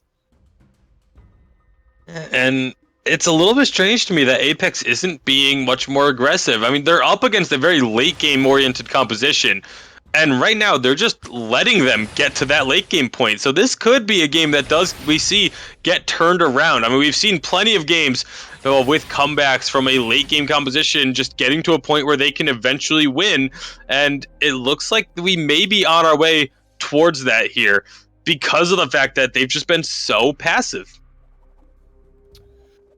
And passive is as passive does. Unfortunately, you know, the story of the turtle and the hare, the turtle actually wins out, but I'm not entirely too sure about this one, ladies and gentlemen. 14 minutes coming in. If there's nothing to be done about that gold mine, and with a candy on it and such passive play, I don't think it will. So that's going to be more gold, more kills perhaps on the way here, as Lightning does actually get stunned up, and that should be Rumbly with the one-shot, one kill, but he does not connect. It will instead now be that Glaive. He's going to be down. Iponius is just going to be on the retreat. There's an Accord, there's a shot, and well, that's the end of that excitement, as we are just going to be back on up. 25 seconds till we got that Kraken coming on. 10 seconds till Glaive is back into this, but 4-1, Bacon. It's really taking its time to get this one out.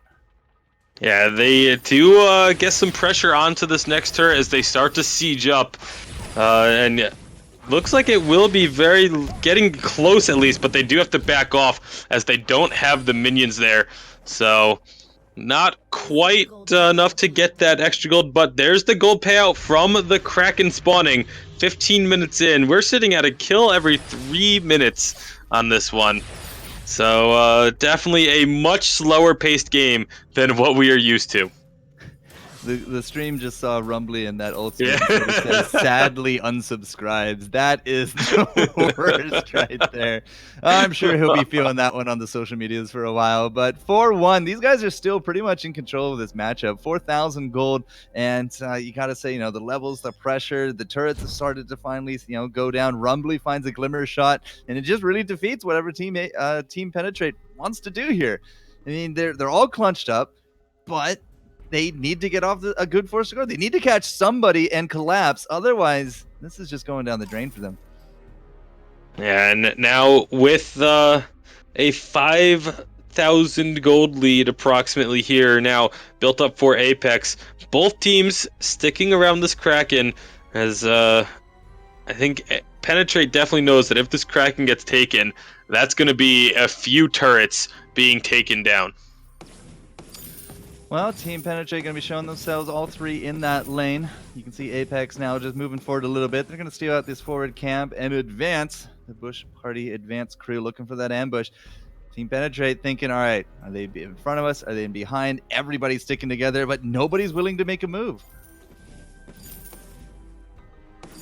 This is... All right, they'll find Team Penetrate. Penetrate's saying, all right, well, still no sign of him. Might as well go for the turret. We're far enough ahead, and they will actually get a little bit of gold into their pocket for it, but this Catherine comes in. The silence is good. Oracle is actually not going to drop yet. Lightning T's on top of him, though, and the stutter steps is going to be enough. He's able to even zoom away, but the scout trap, nope, deathly just dodges that one, and this is actually going to be the first successful team fight that Team Penetrate has had all game. And this is what I was talking about earlier. This is a late game team composition, and they are getting to that late game point. We're almost 18 minutes into this one.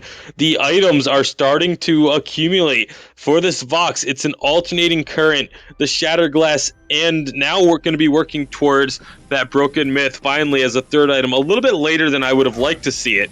But then looking at the Glaive, Glaive is still a bit behind with just the Tension Bow as a completed item in the inventory. But when they get all three members together, Penetrate is going to win. That's just their composition is based around having all 6 players in the same area and getting towards this late game, and that's exactly what they've done. Is they now take the Kraken. There's a great forced accord. Yeah, finally something actually does come through with that Finn. Care package is able to easily just take down 1 and 2 Rumblies out of it here as well. That's going to leave Ben Tim 3-on-1 situation. We won't have another forced accord for this fight, but now Ben, it's up to him to try to just go around the bend as he can, but it's just not going to work. We have a Kraken, remember, as well, pushing down. This turret is going to be dead in the water, and all 3 team members here are going to clean up that minion mine, start pushing down. This is guaranteed at least another turret, and signs of life really coming out from Team Penetrate here with a great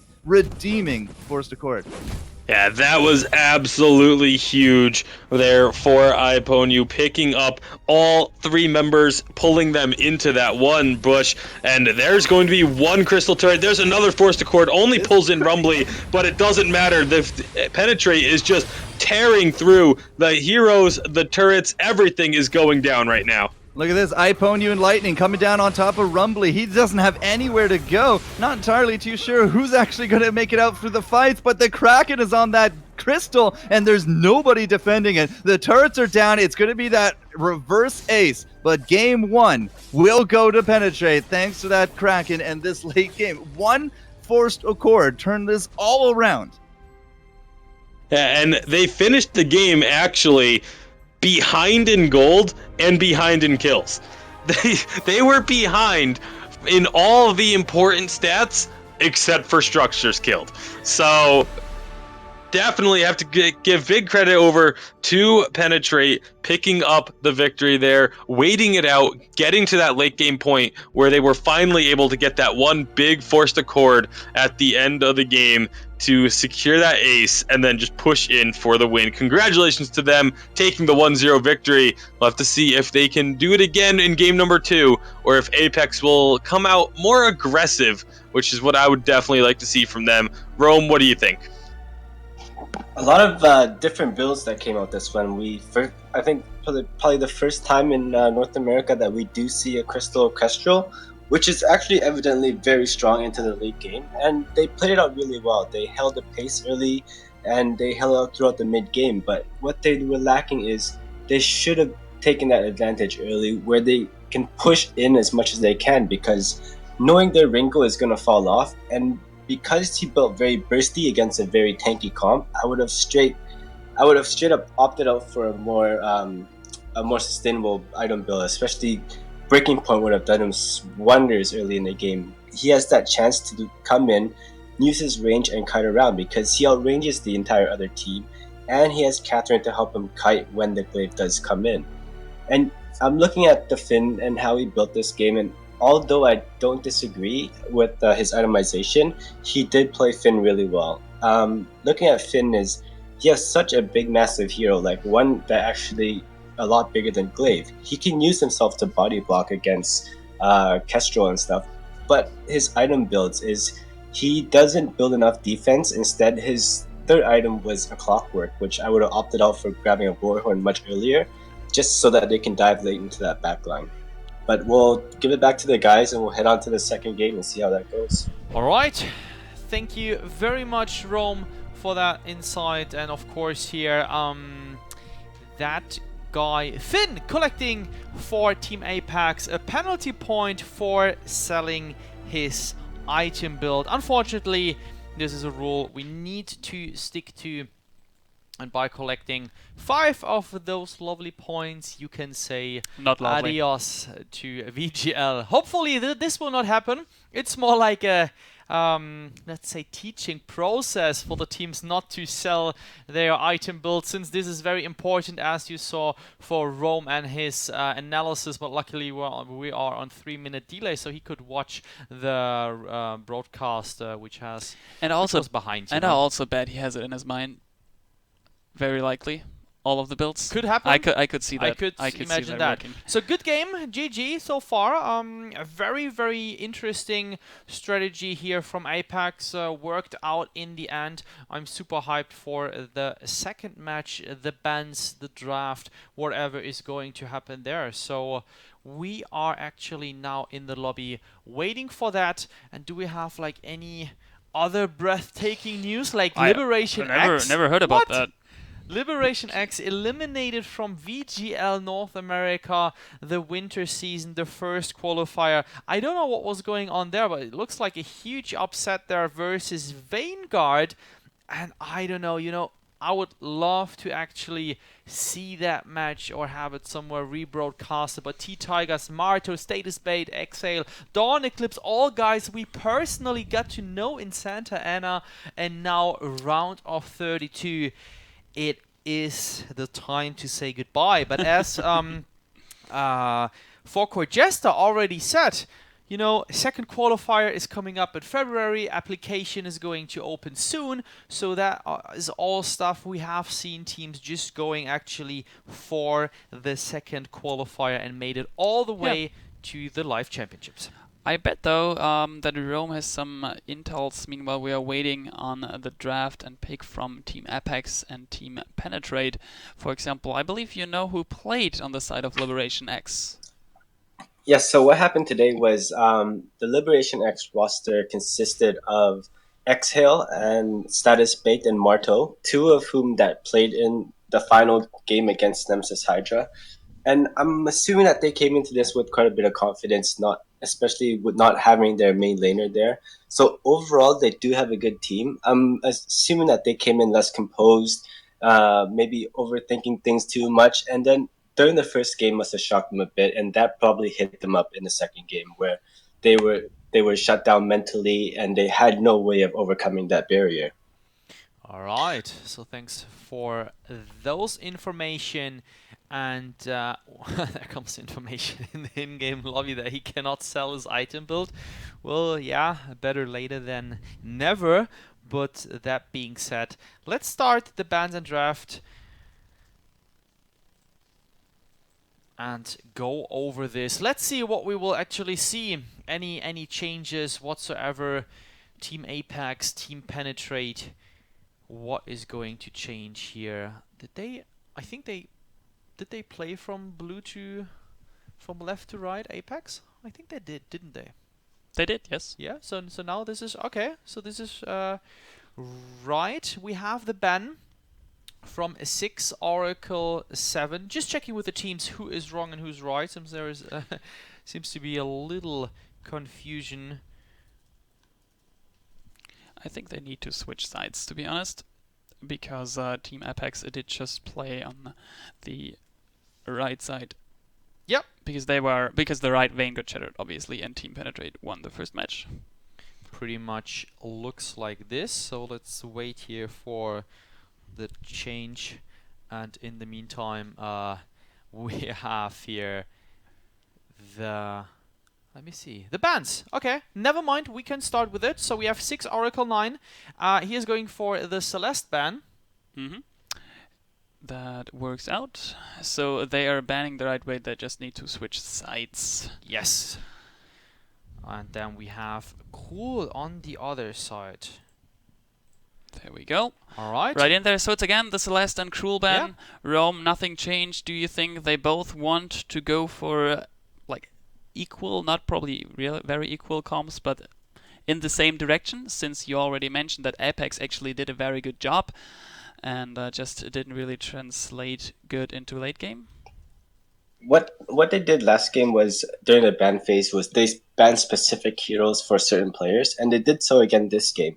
But for the sake of entertainment and playing, if I could give any advice to Apex right now, is I would try and put 6 Oracle 9 on a Black Feather, try and secure him a Black Feather, because the play styles is very similar with Kroll, and put Rumbly up in lane where he has most of his confidence, where he has so much comfort playing, and like this is like more of their natural position, and I think they will make a better outcome out of it this game if they were to do that.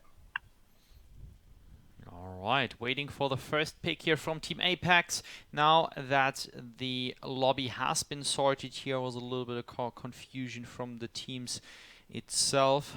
So better that we are double checking. And Team Apex, what can we expect here as the first pick? Very excited to see what's going on, if they can take it home all the way with the draft. You know, sometimes we can say games are pretty much won or going to be won in the ban and draft, because, you know, the outcomes are that differently. And we see 6 Oracle 9 going for the Vox. What's that what's that for an opening here into the draft room? What's the strategic behind the Vox opener? So they're going with a very dependable laner. They want to make sure that the other team doesn't have him. But the thing is, grabbing Vox first, although they have a very good mid to late scaling composition, knowing the other team is they might opt out and they might choose a very early aggressive team. So how Apex decides to counter this in a jungle is they're going to be very dependent on who they secure in the jungle and how much pressure they can relieve from their laner, or else they're just going to get obliterated in the early game. Alright, so Care Package just replies, thinking they are still discussing here about the draft, and of course this is one of the most important match they can actually be in, because if they lose this, it is GG. Seed 5 versus 4, it can't be much closer than that, to be honest. So I am interested in their picks and choices. Ringo and Catherine. Rome, what do you think about that? Do you agree with Ringo and Catherine into a Vox? Catherine and Ringo actually works out really well with them this game. But specifically, we're going to be looking at how Lightning T decides to play this Ringo up in the lane, and we're going to see how well he knows the mechanics. I've personally seen his level of play, and I'm very impressed. So I believe that their Vox is going to have a lot of problems. What Apex is going to have to do now is, while securing their second 2 picks, they probably will need to grab somebody that's very dependent, able to clear the jungle fast, and able to come up to lane to gank the Ringo, just so that their Vox has an easier time transitioning later into the game. All right. Do you agree with Arden and Glaive? Definitely. Having a Glaive and an Arden makes your laning phase so much easier, especially with a Vox on your team. Glaive can come up to lane, he can afterburn ganking Ringo, and this is almost what they're going to do after their first rotation. They're going to rotate through their backs, hit up their shop, or they might even skip their shop and go up to lane once he's level 2.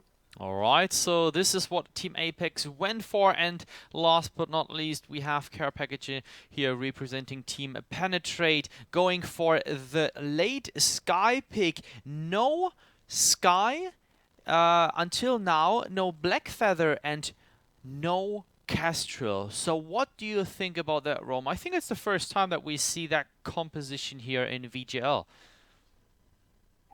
Yeah, on both sides, they both have very strong points to them. I'm leaning towards Team Penetrate on having a stronger early game aggressive comp, but they do have to take that laning phase very carefully. Ringo has to be able to put pressure on Vox to be able to deny him as much CS as possible. But the one thing here is that because they have such crazy ganking compositions coming out of the jungle, they have to be careful. And if they're not careful, they're gonna get penetrated pretty much. There we go.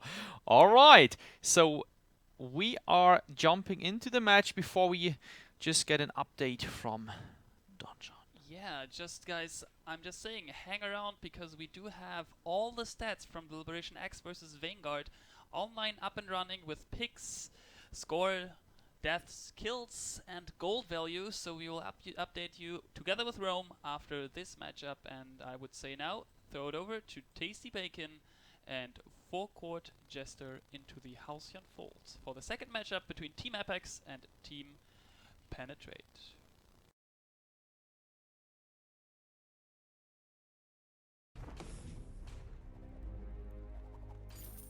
All right, thank you very much, Donjon Blueberries and Rome. This is Tasty Bacon, joined once more, as usual, by Forecourt Jester, as we are underway for game number 2. Of course, we did see Team Penetration pick up the victory in game number 1 after waiting out a very slow-paced and passive game, and it looks like we're already going to have a much more aggressive game starting things off. Yeah, Team Penetrate was really just going to catch Ben Tim right there. I cannot imagine Care Package is going to let him go through this. But notice that Care Package is actually on that Catherine this round, and he's still going with it. I pwn you as well. But Care Package was the glaive in our last game. This time he's going to be on that support, and if this is going to be a kill or not, Ben is actually still really low. Rumbly VG this time does have that glaive. The Suri strike forward, it's just not going to be enough. It's a little bit too early on. There was something said in the chat, though, when we were in lobby, and it was actually Care Package for message from us. He's saying they were playing passive because he was actually having a little bit of issues with his voice communications back at home. Now, if they've actually finished that off, and you can see already this early aggression, could be a very different game. Well, I mean, I would also say they were playing passive because they just had a passive late game team. You know, so the whole playing passive for Penetration, but like Penetration playing passive is what they would have wanted to do anyway. To have their best chance of winning. Like, if they were playing aggressive with that team composition, I don't think they would have come out with a victory. So it may have worked out for the best, as now up in the lane, Lightning getting some serious damage down onto Vox, and that's what we see time and time again with these Ringos in the lane. They can just be so aggressive, and so much harassment can be put out by them that it really can affect their opposing laners' CS, but this is the risk that is you take while doing that. And Apex making Lightning pay, picking up that first kill of the game. Yeah, having a Ringo in lane, you're going to be that far forward, you have no eyes on the enemy jungler, especially up against a glaive. You could pay for that. Now we're going to have to see if Ben Tim down here is going to be paying for it as well. iPony is trying to stutter step forward, but Ben has really proven hard to kill, and it's just not going to happen. The secure victory there from Rumbly VG with that afterburner, and Ben Tim will survive to fight another day. Now we're going to go right through the lane. We actually do clear out one of those traps, but at the same time, where's the Ringo? What's the Ringo doing? If you check him out, he's actually doing the backs there from Team Penetrate. So iPony and Care Package are just going to make sure this gets pushed up, and they should probably swap their roles here in just a few.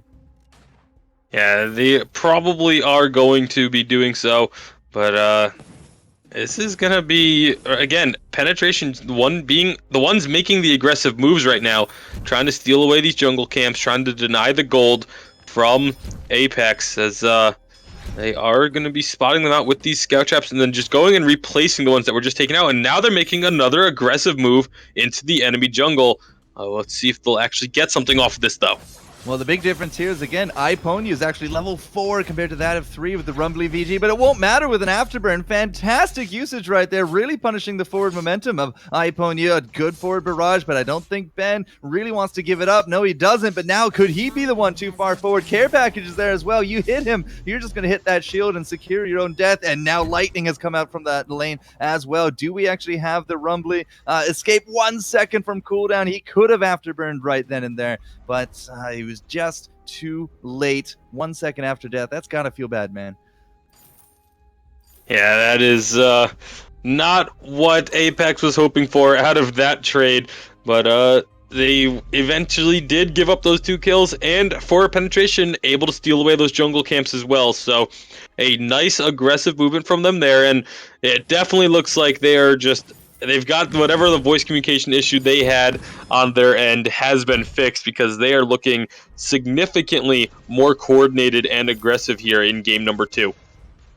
All right, so Apex with Bennett and Rumbly, again, they're basically just staying side to side. We're not having that support in lane with Oracle that we have actually been seeing a few times here tonight, but it is, the buddy system out here in the jungle. The backs did just spawn, so they are in luck. They are going to get that out, but while they are into deep their jungle, the gold mine does go down for a decent payout here to Team Penetrate. So 2,000 gold or so. Lightning gets some pretty good pot shots there onto Oracle, and, well, this will just... I can't imagine this would be a fight. If Oracle moves forward, especially with a Hellfire Brew on him, was that Vanguard actually going to be enough? I think he's going to burn to death in the bushes, and he does. Yeah, Lightning getting that kill solo in the lane, even with the attempted help from his teammates of Apex. Oracle wasn't able to stay alive long enough. So that kill goes over, and penetration, this is so different from game number 1, as we have, like you said, this 2, now almost 3,000 gold lead as they go aggressive under the turret. They pick up 2 kills. They don't get the ace, but this is going to be a lot more damage onto this turret now, as Oracle does finally make his way back in. But penetration just looking so strong right now. Again, like they said, they were passive because they couldn't talk, and it might have worked for game number 1, but it tells me that they want to be aggressive here, and this comp is definitely doing wonders for them. Again, Oracle comes right back to line, and he tries to do a duel there with Lightning, but level 6 to 6 aside, Oracle is just not winning any kind of trades out of this one. He has suffered a death, and now with 2 more with his teammates, it's a 5-to-1 advantage, and Team Penetrate nearly taking that turret. They have the gold miner, and so far all of their pressure has paid off handsomely. Yeah, they have a 3,000 gold lead now, and Care Package is just going on his own deep into the opponent's jungle just to get more vision down. And you can just see the difference in vision. Looking at the minimap, there are so many more red dots, and actually it's pretty similar to a game we had earlier where there's a lot of red dots and not a single blue dot on the map. Yeah, not a single one, sir. Another big issue here is that it's levels 8 to 7 compared to that of 7 and 5. I mean, that is a big deal when you don't have that Blood Song Rumbly VG, and you can see they're really not interested in fighting up against that level 8 Glaive, that level 8 Sky whatsoever. Wow, she's chasing into the back. It's actually death for breakfast here from our Vox. Lightning able to take that kill, and now very likely taking this turret. If that turret goes down and the other 2 were still sticking around, could have been an easy wipe ace, but I don't even think he needs help. Look at Lightning already just bringing Rumbly that low without the help of his team.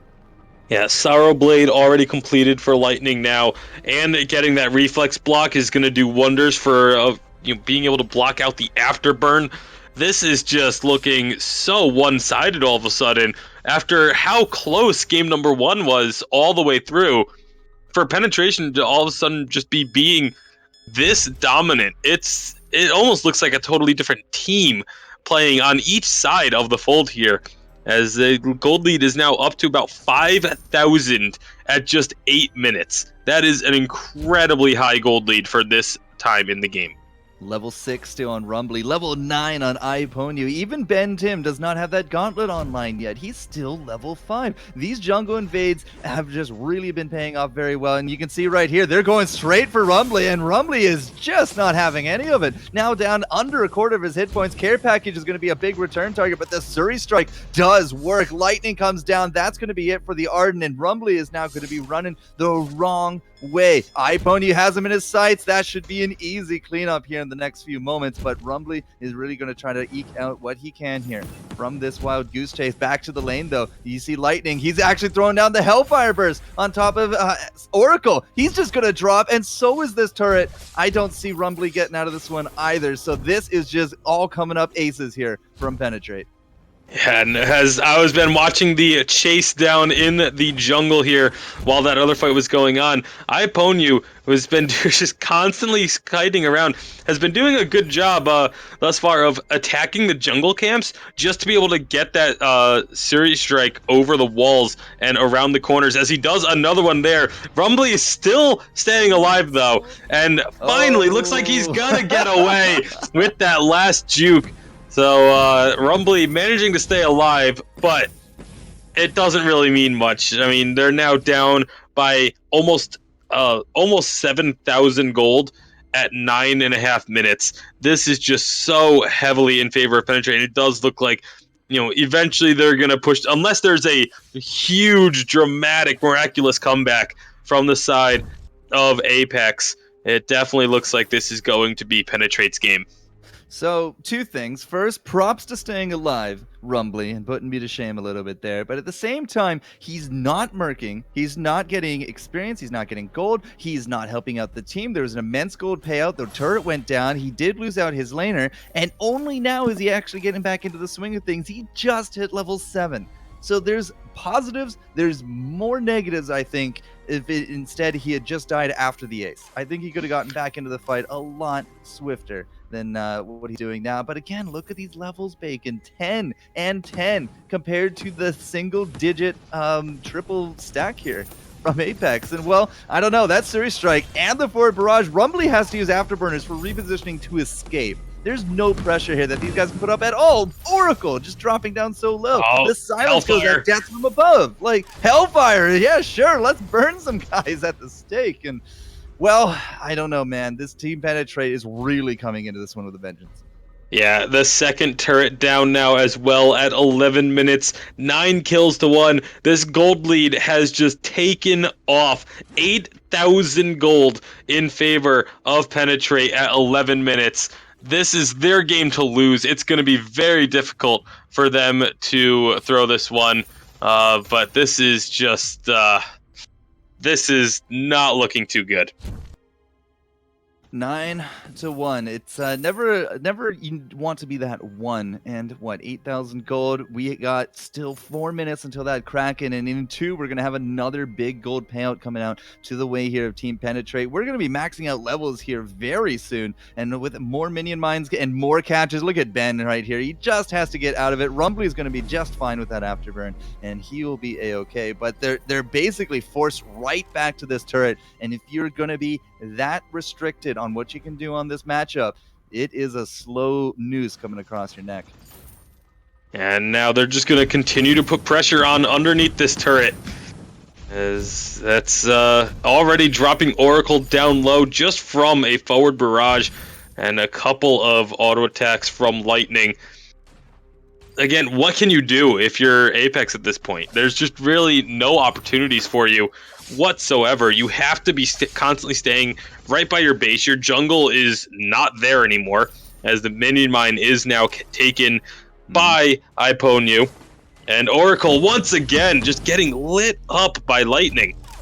Do we actually have another Hellfire? We do, but I'm not entirely too sure it's going to come out yet. The turret is still getting poked down. Here comes that shield for the back door, but minion candy is now coming out there as well. We have 1 minion mine, not 2 yet, but still that turret is pretty close to its last legs. We still got 2 minutes or so until that gold mine does get devoured by the Kraken, but it is going to be an immense gold payout here momentarily, and that will put us another K in the lead, pretty close to a 10,000 lead here in 13 minutes.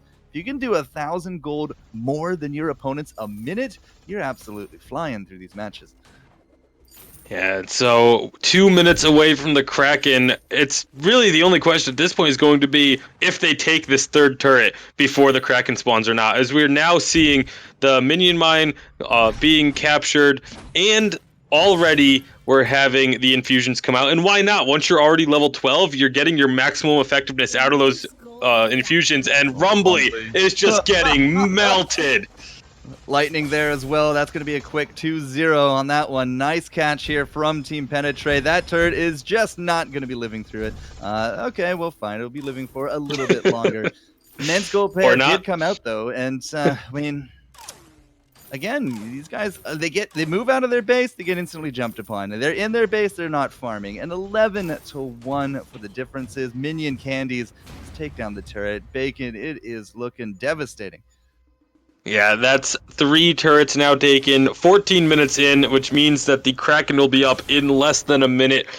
I assume that they're just going to wait for the Kraken to appear, take that objective, and just push in to win the game, because there is absolutely nothing that Apex can do in this game at this point. Being down this far, unless there's a massive mistake made by Penetrate, they are not going to be losing this game. And it's just such a bad spot to be in, to know that really your only chance back in the game is your opponent making a mistake. This is their game to win here for TPX, and again, unless they for some reason completely split up and have one person go and dive into the base of Apex, I don't see them losing this one. And there's the next decent gold payout. The Kraken coming into it, and the welcome crew of Team Penetrate is there to say hello to the new neighbor. But the neighbor is about to get evicted, as that capture is just going down absolutely astoundingly fast. And boom, within 16 seconds, we now have the Death March basically geared up and ready to go. Apex got to make this defense hold, but it's looking slim, Bacon. Yeah, some more infusions being picked up as well for the entirety of the red team, and they are just going to march their way on down the lane, just like you said, the death march, so to speak, as infusions versus no infusions, multiple completed tier 3 items versus only two completed items for each member of the side of Apex. They are trying to go for that minefield defense strategy. We've seen it work a couple times, but I just don't think it's going to be coming to fruition here, as there's the Hellfire Brew to start things off. Oh, and it hits all 3 of them as well. My goodness. All right, turret number 1 dead in the water. Kraken down to about under half. Turret number 2, well, all right, a little bit of a defense with the gauntlet, but unfortunately it's not catching anyone. Iponia with the strafe just goes right through Rumbly VG. The turret is done. The crystal's about to drop here as well, and sitting very pretty at a score of 12-1. It will be Team Penetrate finishing off today in the round of 32 to advance to the 16 over top of Team Apex. Congratulations to them. Yeah, 12,000 gold lead coming through here, and the late game composition, it was Apex tried to answer with a similar composition to what was run against them in game number 1. It just did not work out. Rome, what happened that game that got Penetrate so far ahead? It was the Ringo dominating that lane in the early game, like I said. Like, what we should pay attention to this game is how well Lightning T controls that lane pressure. And he did an amazing job. He finished with so much CS above the other carry. And the thing is, going forward from this match today, we have to look at the possibilities of Team Penetrate actually making it really far. They showed us a good example from the first and the second game, was they changed out the positions of their roamer and their jungle carry. And this comes to show, like, it actually opens up so much more in their hero pool in terms of how diverse and how knowledgeable their characters, their heroes are, to be able to play around the map, play different positions, and just know how the game should be able to flow. I really like watching this match, and I'm hoping Team Apex takes a good experience out of this. Like, overall, they have a really good team, but they're quite predictable in terms of how they build their team compositions and how they play out their hero pool, like, in general. Alright, thank you very much, Rome, once again for the insight here, and congratulations to the winners. And we have, I think, we are about to stop to stream, but not yet. No, first of all, yes, we will have another matchup, but first of all, I want to have Rome looking with us together at the following thing, which is, by the way, provided by Rory. And that is the Liberation X versus Vanguard matchup. The statistics! We do have all of the statistics, and I believe Rome has them up as well, so if you want to, like, just lead us through it. Yeah, I'm looking at this right now, and what an amazing team composition that came out of Vanguard for the first match. So what Liberation X did was they secured the Kestrel pick. They followed up with the Celeste and the Arden, and then to counterplay this entire thing is we haven't seen this hero played throughout the entire tournament yet in terms of how they built it. Jaja Jack went with a CP Jewel against a team that has pretty much all squishy heroes.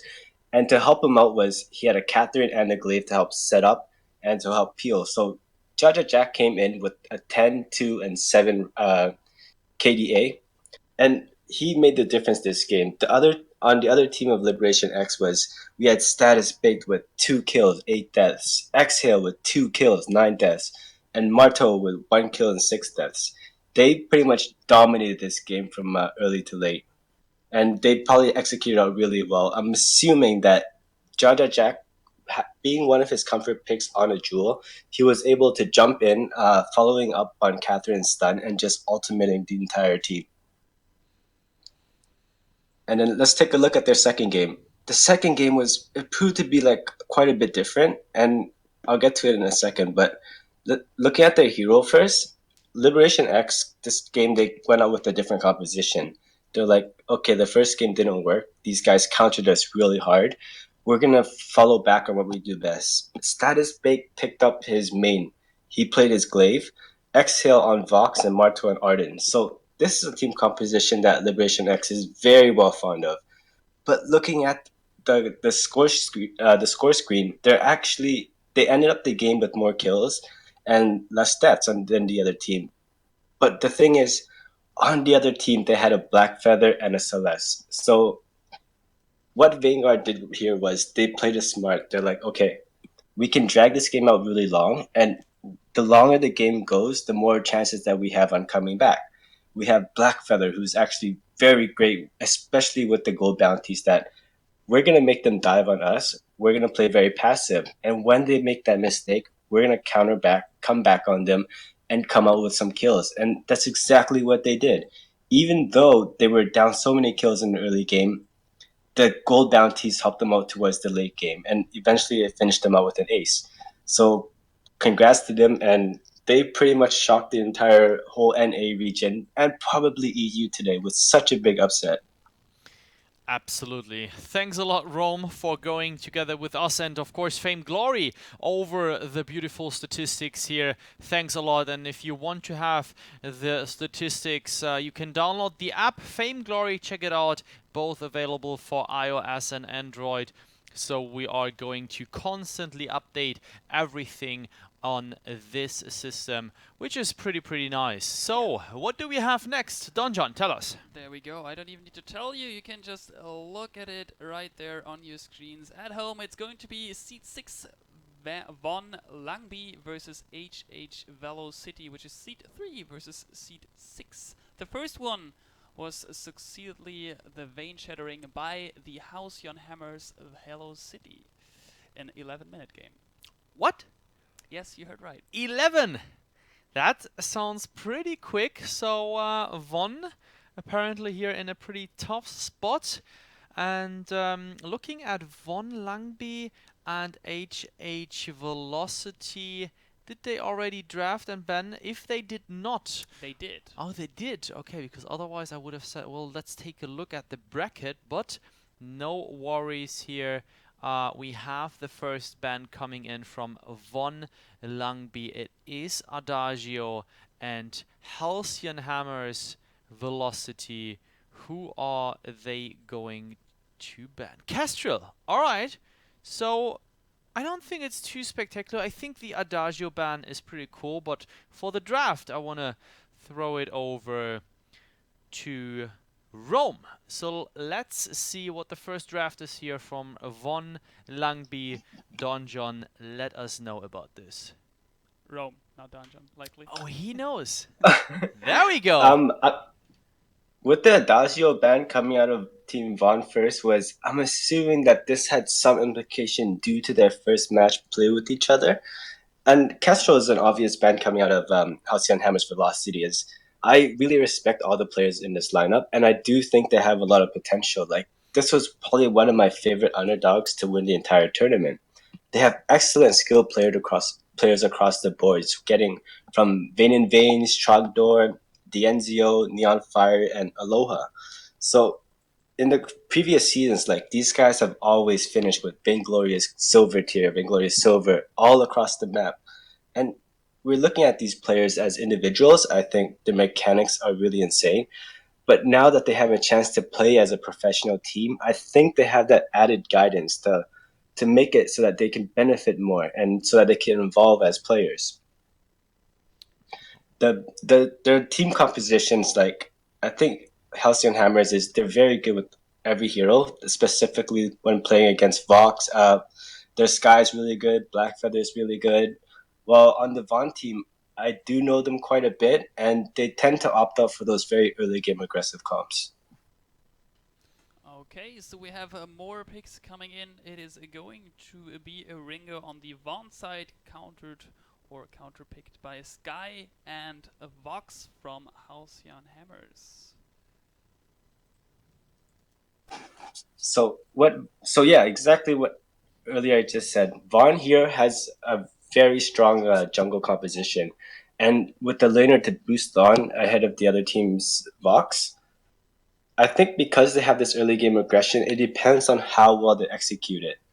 On the Halcyon Hammer side is because they're able to secure such dominance in the jungle, whoever wins the first trade is going to depict how the early game is going to flow inside the jungle. And this actually transitions to how well they can rotate in the lane. Sounds legit to me. So we can actually finish up the entire draft, and we're going to see from the side of Vaughn Langby, it's going to be an Koshka and an Arden, with the last pick coming in out of Velo City. It is going to be the Catherine, the support, and now both teams are ready and set. Any thoughts? Do you think it's going to be a quick one again? Another 11-minute game for Velo City, or do we see Vaughn Langby? Go ahead. I think this game's going to end up in around the 13 to 15 minute mark. I'm going to see that Sky and Catherine is going to be able to dominate this jungle. And with their experience, it's going to carry over where they're going to try and invade as much as possible. So if their Ringo is not putting enough pressure or he gets caught overextending, their Vox is going to make him pay. So with this match we're going to pay a lot of attention on how well this guy repositions herself. And in the later parts of the game, Vox is going to dominate and kill everybody else. Alright, that being said, going to throw it to the casters here. It is Vaughn Langby, their second match versus Halcyon Hammers Velocity. Tasty Bacon, Forecourt Jester, let's go. Alrighty, Rome. All right. Yep, thank you very much, Don John Blueberries and Rome, for all that valuable insight as we are in for game number 2 between the Vaughn and Halcyon Hammers, both of them running secondary teams with Halcyon Hammers Velocity and Vaughn Langby here. And it is Halcyon Hammers with the 1-0 advantage in the series thus far. I do see the Tier 2 Cloud Raider Vox. Actually, my first time seeing the skin in-game. I gotta say, it looks pretty sharp. Yeah, the art team here in Vainglory can really put out some good gems, but as we get into this one thing that I noticed is Lost Boy Echo. I always want to call him Lost Boy Tough. I'm a little gonna be weirded out about that one, but either way, I mean, this is really two well-known organizations with teams that have gone the distance before. Curious to see how far these guys themselves can go, but another Ringo in lane, quite a popular pick here on the NA side of things. Yeah, and this is I mean, there's a reason why it's so popular. It does a ton of damage in the lane. We saw just how much control the Ringo was able to provide for the team in our last matchup. We'll see if Lost Boy Echo can do the same thing here against Dienzio. But it's going to be a tough task if they, considering we heard that Halcyon Hammers won Game 1 in just 11 minutes.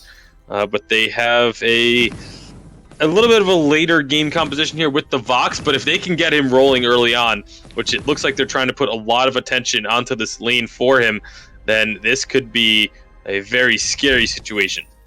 11-minute win is certainly going to be impressive. We'll have to see if that will hold here for game number 2. But you can see a little bit of pressure coming out from this Bush gang. Nobody really getting caught with their pants down, and it will just be the teams bouncing off each other. Vayne and Vanes and Aloha are now going to be going straight over to the jungle, but they will find Mars. Could Mars be a kill? Well, not if he's going to get hit that early on. There was no forward barrage pressure or shots, I think, even landed right there. So Young Dog should be able to just go off and murk in peace. Will Mars stick around? I mean, Lost Boy Echo, we have seen Ringos get rushed down, absolutely, and Vayne and Vanes is still here. Yeah, it's still there, but not a whole lot of pressure being put out because that lane is very close to the Von turret here. So they do just eventually back off and retreat down to the shop. D'Anzio going to be getting his first purchases in. He actually started with that light armor, and so now goes and gets the Blazing Salvo and Crystal Bit to start working towards that early alternating current that is so important to Vox's gameplay. I don't think we've seen Crystal Ringo at all this season, have we?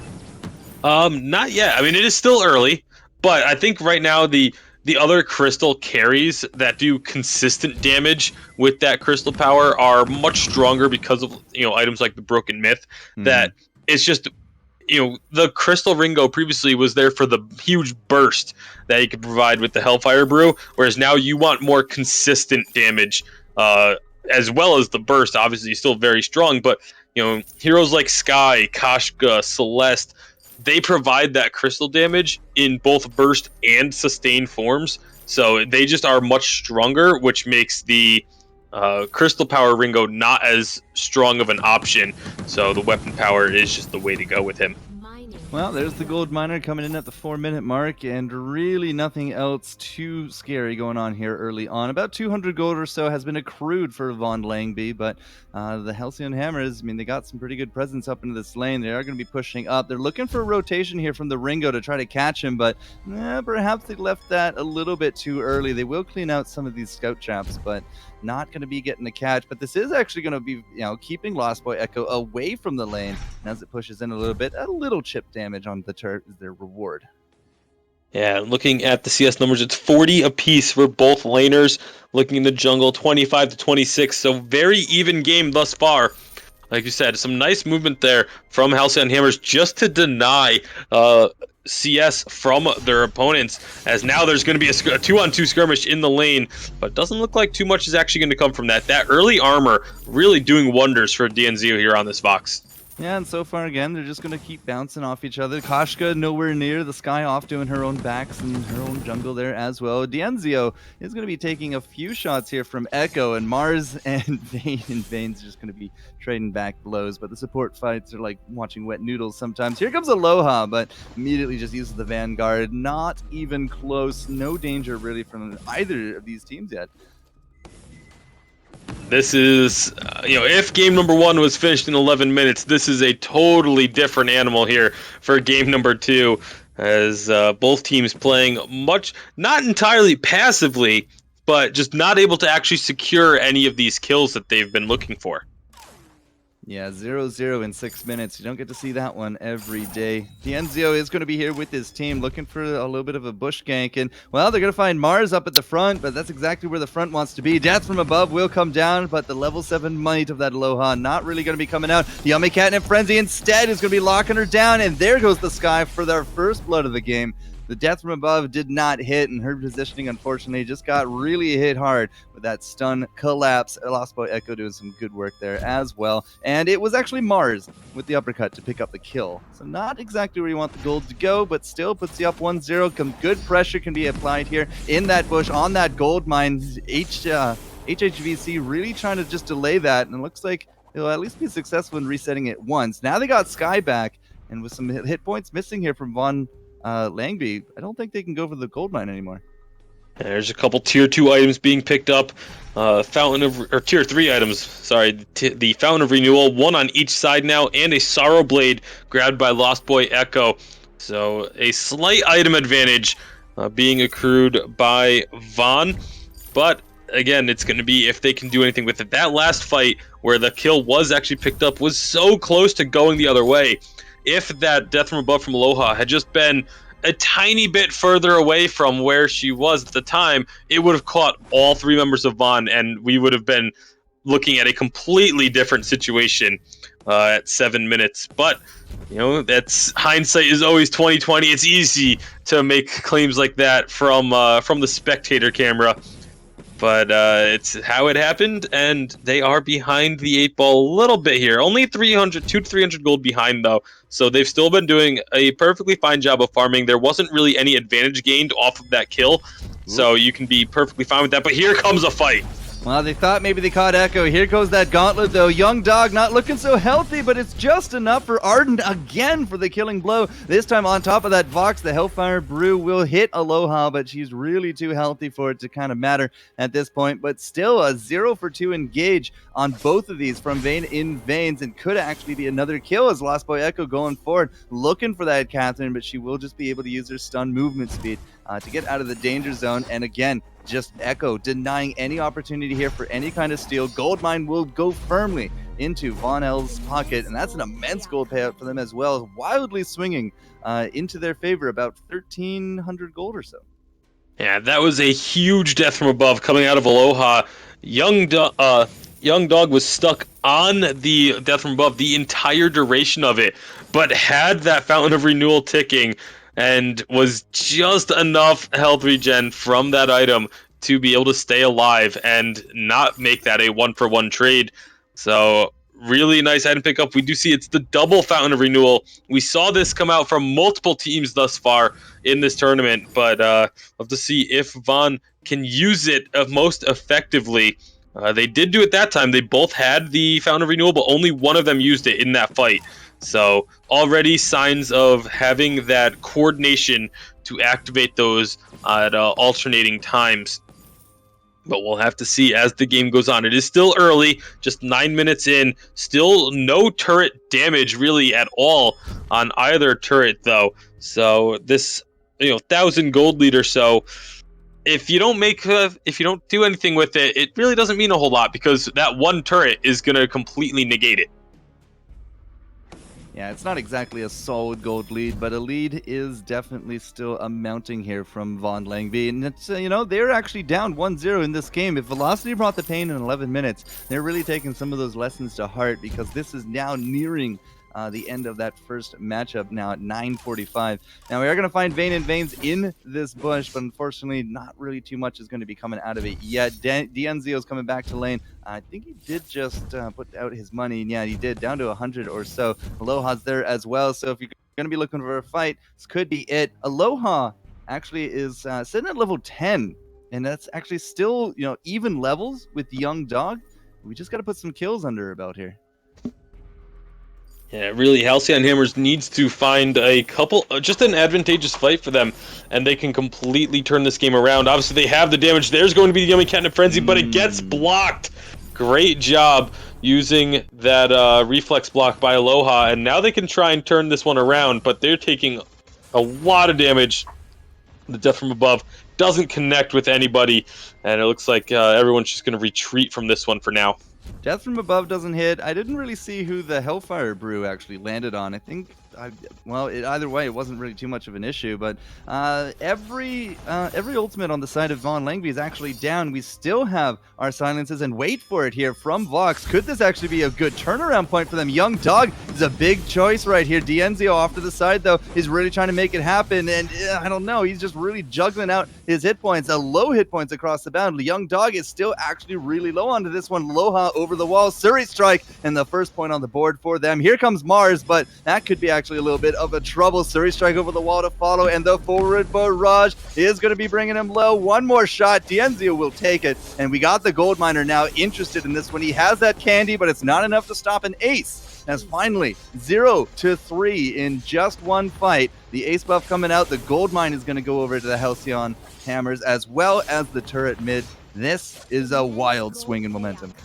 Yeah, and that's exactly what I was talking about. One good fight for Halcyon Hammers could completely turn this game on its head. They get the gold mine, they get the ace, they get the turret, and just like that, they have the gold lead now, sitting almost 2,000 gold in the lead, with only 5 kills total on the board between these two teams. So they are in very good shape, after that turnaround fight. And huge credit to Aloha.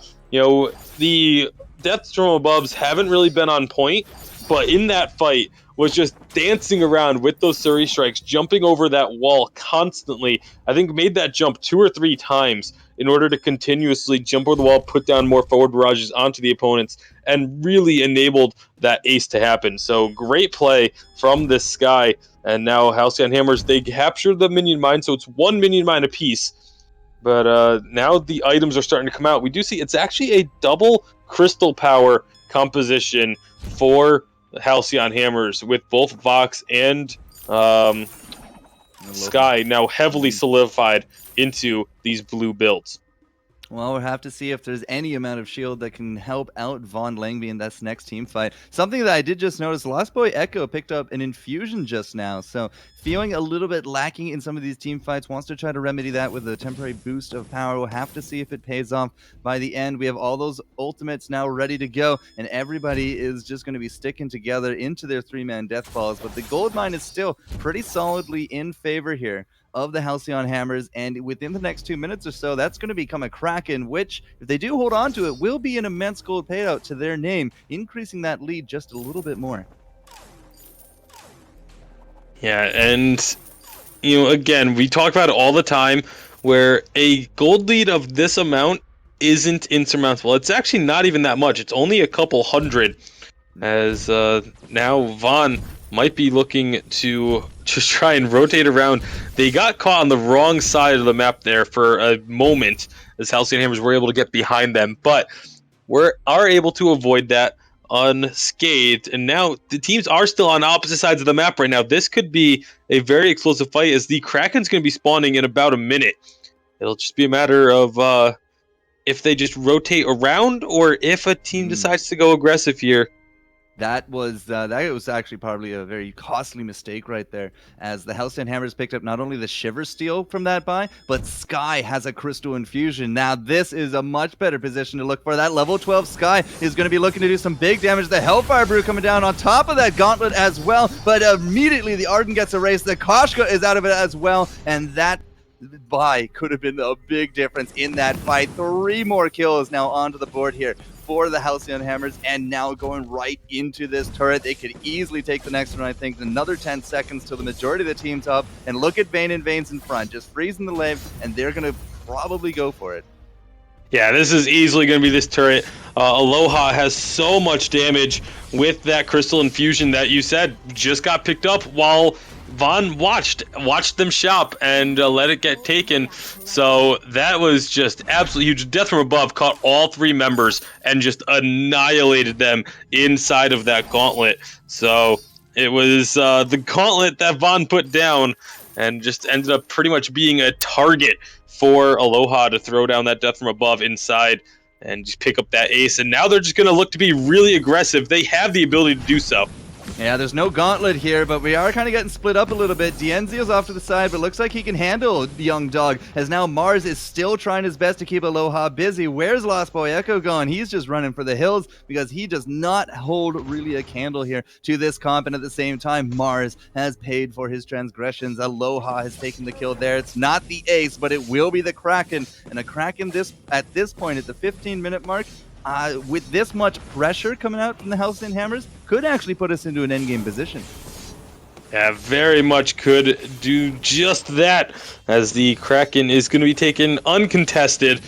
And with that buff, there's a Shiver Steel being picked up by Mars here, but I don't think that's really going to be enough to swing a fight in their favor at this point. Another Crystal Infusion being grabbed by Aloha. Weapon Infusion being picked up by Lost Boy Echo to try and just get as much damage as possible in what could be a final fight of the game if it goes in favor of Halcyon Hammers. Now it's a double infusion for Dienzio, really going to be putting out a ton of damage on this Vox. The double Broken Myth is just melting through the shield that Von is trying to build up. It's just not enough defensive items to be able to deal with the amount of crystal power that Halcyon Hammers has, as they are pushing into the base now. A minion wave and the Kraken. Here we go. Some big damage. Young Dog trying to get into the back line, but a silence is just going to stop him in his tracks. Vayne and Vayne's a little bit too far forward. Is going to drop. Young Dog has those fountains ticking. He's actually going to survive out of this one.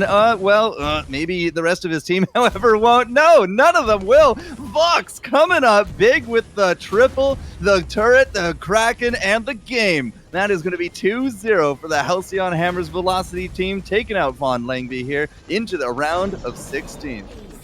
Yeah, very strong showing. It was a much slower start to the game, but once that 6-7 minute mark hit, really Halcyon Hammers completely took over. They got those broken myths and just never looked back from that point. 7-1-3 for DNZO, 4-1-6 for Aloha, and actually surprisingly enough, Vayne and Vayne sitting at 0-1-9 had more gold than Aloha did. Had more gold than as well Young Dog and Mars, and slightly losing out to Lost Boy Echo. Just some really fantastic play when it came to the mid game. Yeah, absolutely. So to talk us through that game, the mid game and then into the late game dominance from Halcyon Hammers, Rome, go ahead and take it away. Yeah, so before this match started, and I was looking at the team composition, I guess this game was going to end around the 15-minute mark, and they executed it really well. Although they did surrender 2 deaths early in the game, what happened was they made these right decisions in terms of playstyle. They knew that because they were going double crystal, that they had to wait it out a bit longer. But the one mistake coming out from the other team is they have a very aggressive comp coming out of Ringo and Koshka, but they didn't take this to full benefit. The Koshka opted out, and instead of building more towards the damage side, so she can burst down the sky, she built a fountain first. Although it is very good for sustain, their team composition is built around being able to dive and burst, and this was just not showing. So around the 6-minute mark to 8-minute mark, they didn't have that much damage anymore, and the game started sliding away, while Halcyon Hammers, the Velocity team, they kept the gold differentials very close. They were never too far behind, and they just waited for them to scale up better. Once they started getting up their items, the game was pretty much set in stone. The other team couldn't do anything about it. Alright, thank you very much, Rome, for the analysis of that match. Congratulations to Halcyon Hammers moving on to the round of 16 next week, Saturday. And we are going back to the studio.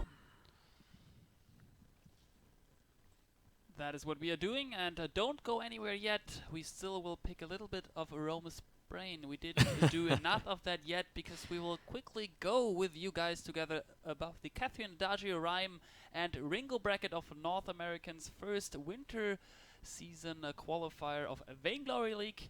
And yeah, that's what we are going to do right now. We have a couple of new results coming in. Some matches are still ongoing, so let's look at first at the Catherine bracket, where we so far see Gangstar Sirius versus Nemesis Titan and Gangstar's Vega versus HH Velocity. What do you think? Who are your favorite teams out of those two matchups? Which is going to be the two teams, or who are going to be the two teams in the Catherine bracket facing off next Sunday after they played Saturday? One of the matchups coming up next week, I think from my perspective, is pretty easy to determine.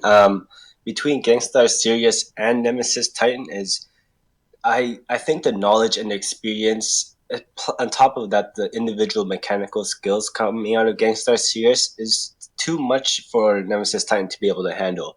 I think they're going to be able to take all of that into effect and come out with the win pretty one-sidedly. But a really good match that we should pay attention to next week is Gangstar's Vega versus the Velocity team that we just seen play right now. In terms of skill level, I would say they're very comparable. And this is comparing to Fuji, Old School, and Wrecked against the same three that we just saw right now in Vayne and Vayne's, DNZO, and Aloha. In terms of skill level, they're very similar. But the one edge that Gangstar's Vega has here is their knowledge about the game, how long they've been playing together, and throughout their team, they have support from Gangstars in terms of having an analyst, having a coach. So I think they can bring that all into this. And of course, both teams are going to give out their best. A slight edge does goes to Gangstar's Vega, but we never know how this draft phase is going to go and how well it's going to be executed next week. Okay, very well. Let's jump over to the Adagio bracket. We here have not the full intel on the House Jan Hammer's Force versus Arcane Energy. They seem to be still playing their first match.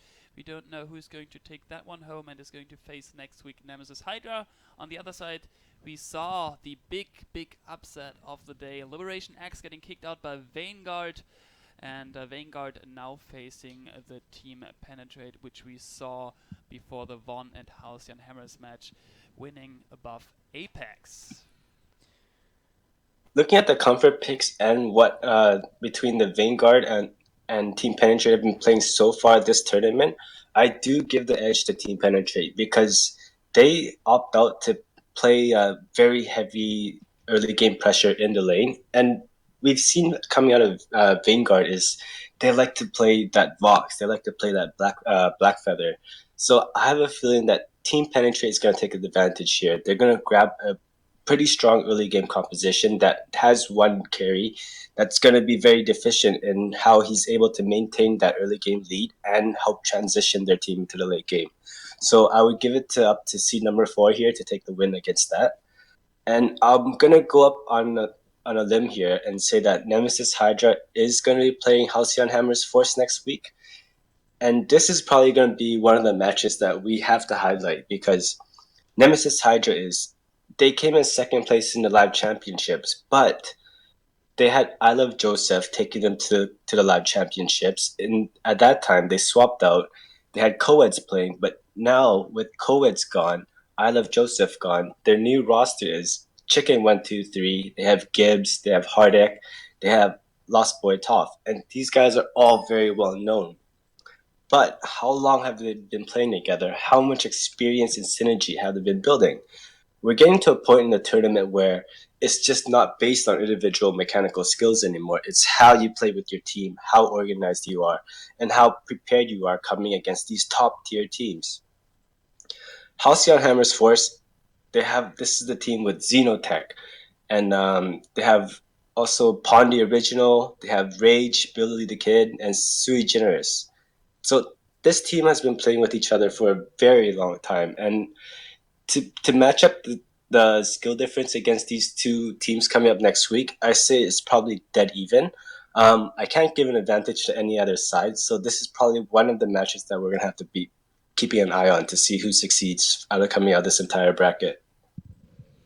All right, thanks a lot. We will see about that. So the Rhyme bracket here still on the run, and we do see Vertigo Black facing Gangsters Polaris. What a top match for the upcoming Saturday Rome. What are your thoughts on that?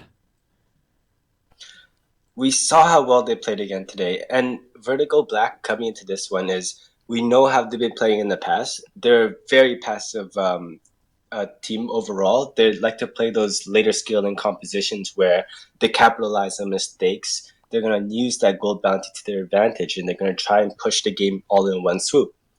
But with Gangsters Polaris, we've seen how they've been playing today, and if I were to go against them, I would be prioritizing certain bans in the jungle just to make sure that they don't have that early game dominance against Vertigo Black. Just that is the only consideration I yet to take, especially when Vertigo Black plays those very passive scaling comps. And then it comes down to like how long they've been playing with each other. And we've seen Vertigo Black, their roster is still the same compared to Gangsters Polaris, where this team was just newly made a couple weeks ago. All right, thanks a lot. Last but not least, Ringo. What do we have here, Dungeon? Just some intel before you start off. For the lower TAS frame perfect versus Team Vane Nation, they are now about 10-11 minutes into the game. It looks very much like that there is going to be a Cyrano. Let's show it here, the roster, who is actually playing. Cyrano, we can do that. That is right now TAS. There we go. And there we have Corpus, Gord, and I believe you can probably gone with that for a while as well, Rome, so feel free to jump on the matchup TAS Perfect versus Team Vain Nation. Yeah, so we saw how Team V Nation was playing yesterday, and we commended them on this is the team that hit level 99 first in all of North America. They have players that are practicing constantly every single day with each other, and that's how you gain all those points, especially in a guild match. So we're looking at guys that are coming out of nowhere. They're trying to make a name for themselves against Team Task Frame Perfect, who has a lot of experience. They played in the live championships. Although they didn't do really well, they do carry that certain amount of experience over. By leading 1-0 so far, I'm going to have to say that Team Vain Nation is pulling things out of their sleeve, and they're coming out with probably another win later on today. And as we are speaking, I just got the intel that they actually just won. So Oh. Team Vain Nation just succeeded. So we do know now that they are either facing Liberation or Kinect. In Kinect, there we go, in the lower best of 16. Kinetic. Kinetic? There we Oh, go. there we go. The lower 16 matchup in the Ringo bracket next Saturday. And just Liberation, why? Yeah, I mean, that is some story with the Liberation team. So huge stuff going on in VGL, and yeah, we will see what is going to happen with the brackets. Yep. We will see who will come out on top, and then of course it all will merge together in the semi-finals. The winner of each bracket, we will only have one winner, 4 in total, and then it will continue with the semi-finals. So I'm super hyped for that. I just have one more info. We do actually now know that Alliance won 2-0 against Trump, so we are basically all set for next week. All the scores should be submitted. Guys, check out our website, and if you're interested in even more scores, you should definitely check out FameGloryApp.com, because those guys have wonderful in-depth stats about nearly every match from the round of 64 from yesterday, and the 32 is getting updated as we are speaking, because we need to evaluate all screenshots, and they need also to put in every single score by hand, so that will take them maybe a little bit longer, but definitely worth to check it out to see how your opponent or your favorite team is doing so far during the qualifier. All right. So we are pretty much done. All the update is ready. As Donjon already said, we all insert that just in this moment to the website and on Fame Glory. I can't wait. I really can't wait for next week. Going to prepare some awesome stuff for you guys to keep up the nice production here. Thanks everyone helping out in the background and assisting us. And of course, thanks a lot to our beautiful casters, Action Jackson Vedias in Europe, and then of course Forecourt, Jester, and Tasty Bacon in North America, and Rome staying all the way with us with top quality analysis, really always pretty sharp and on the point. So thanks guys for having you. It was a pleasure so far, but we just finished 50%, all of it less than that, to be honest. So yeah, I think that was it. Anything else to add from your side? No, just be sure to check out our website. Also check out if you're from the South American region, because there is still application open. We have currently 130 teams who applied already. And yeah, just check out sa.vaingloryleague.com and you will get directed to the right place. Otherwise, check out the brackets. Have a nice week, and see you next Saturday for the best of 16 in the winter qualifier. Bye bye. Vainglory League. Bye.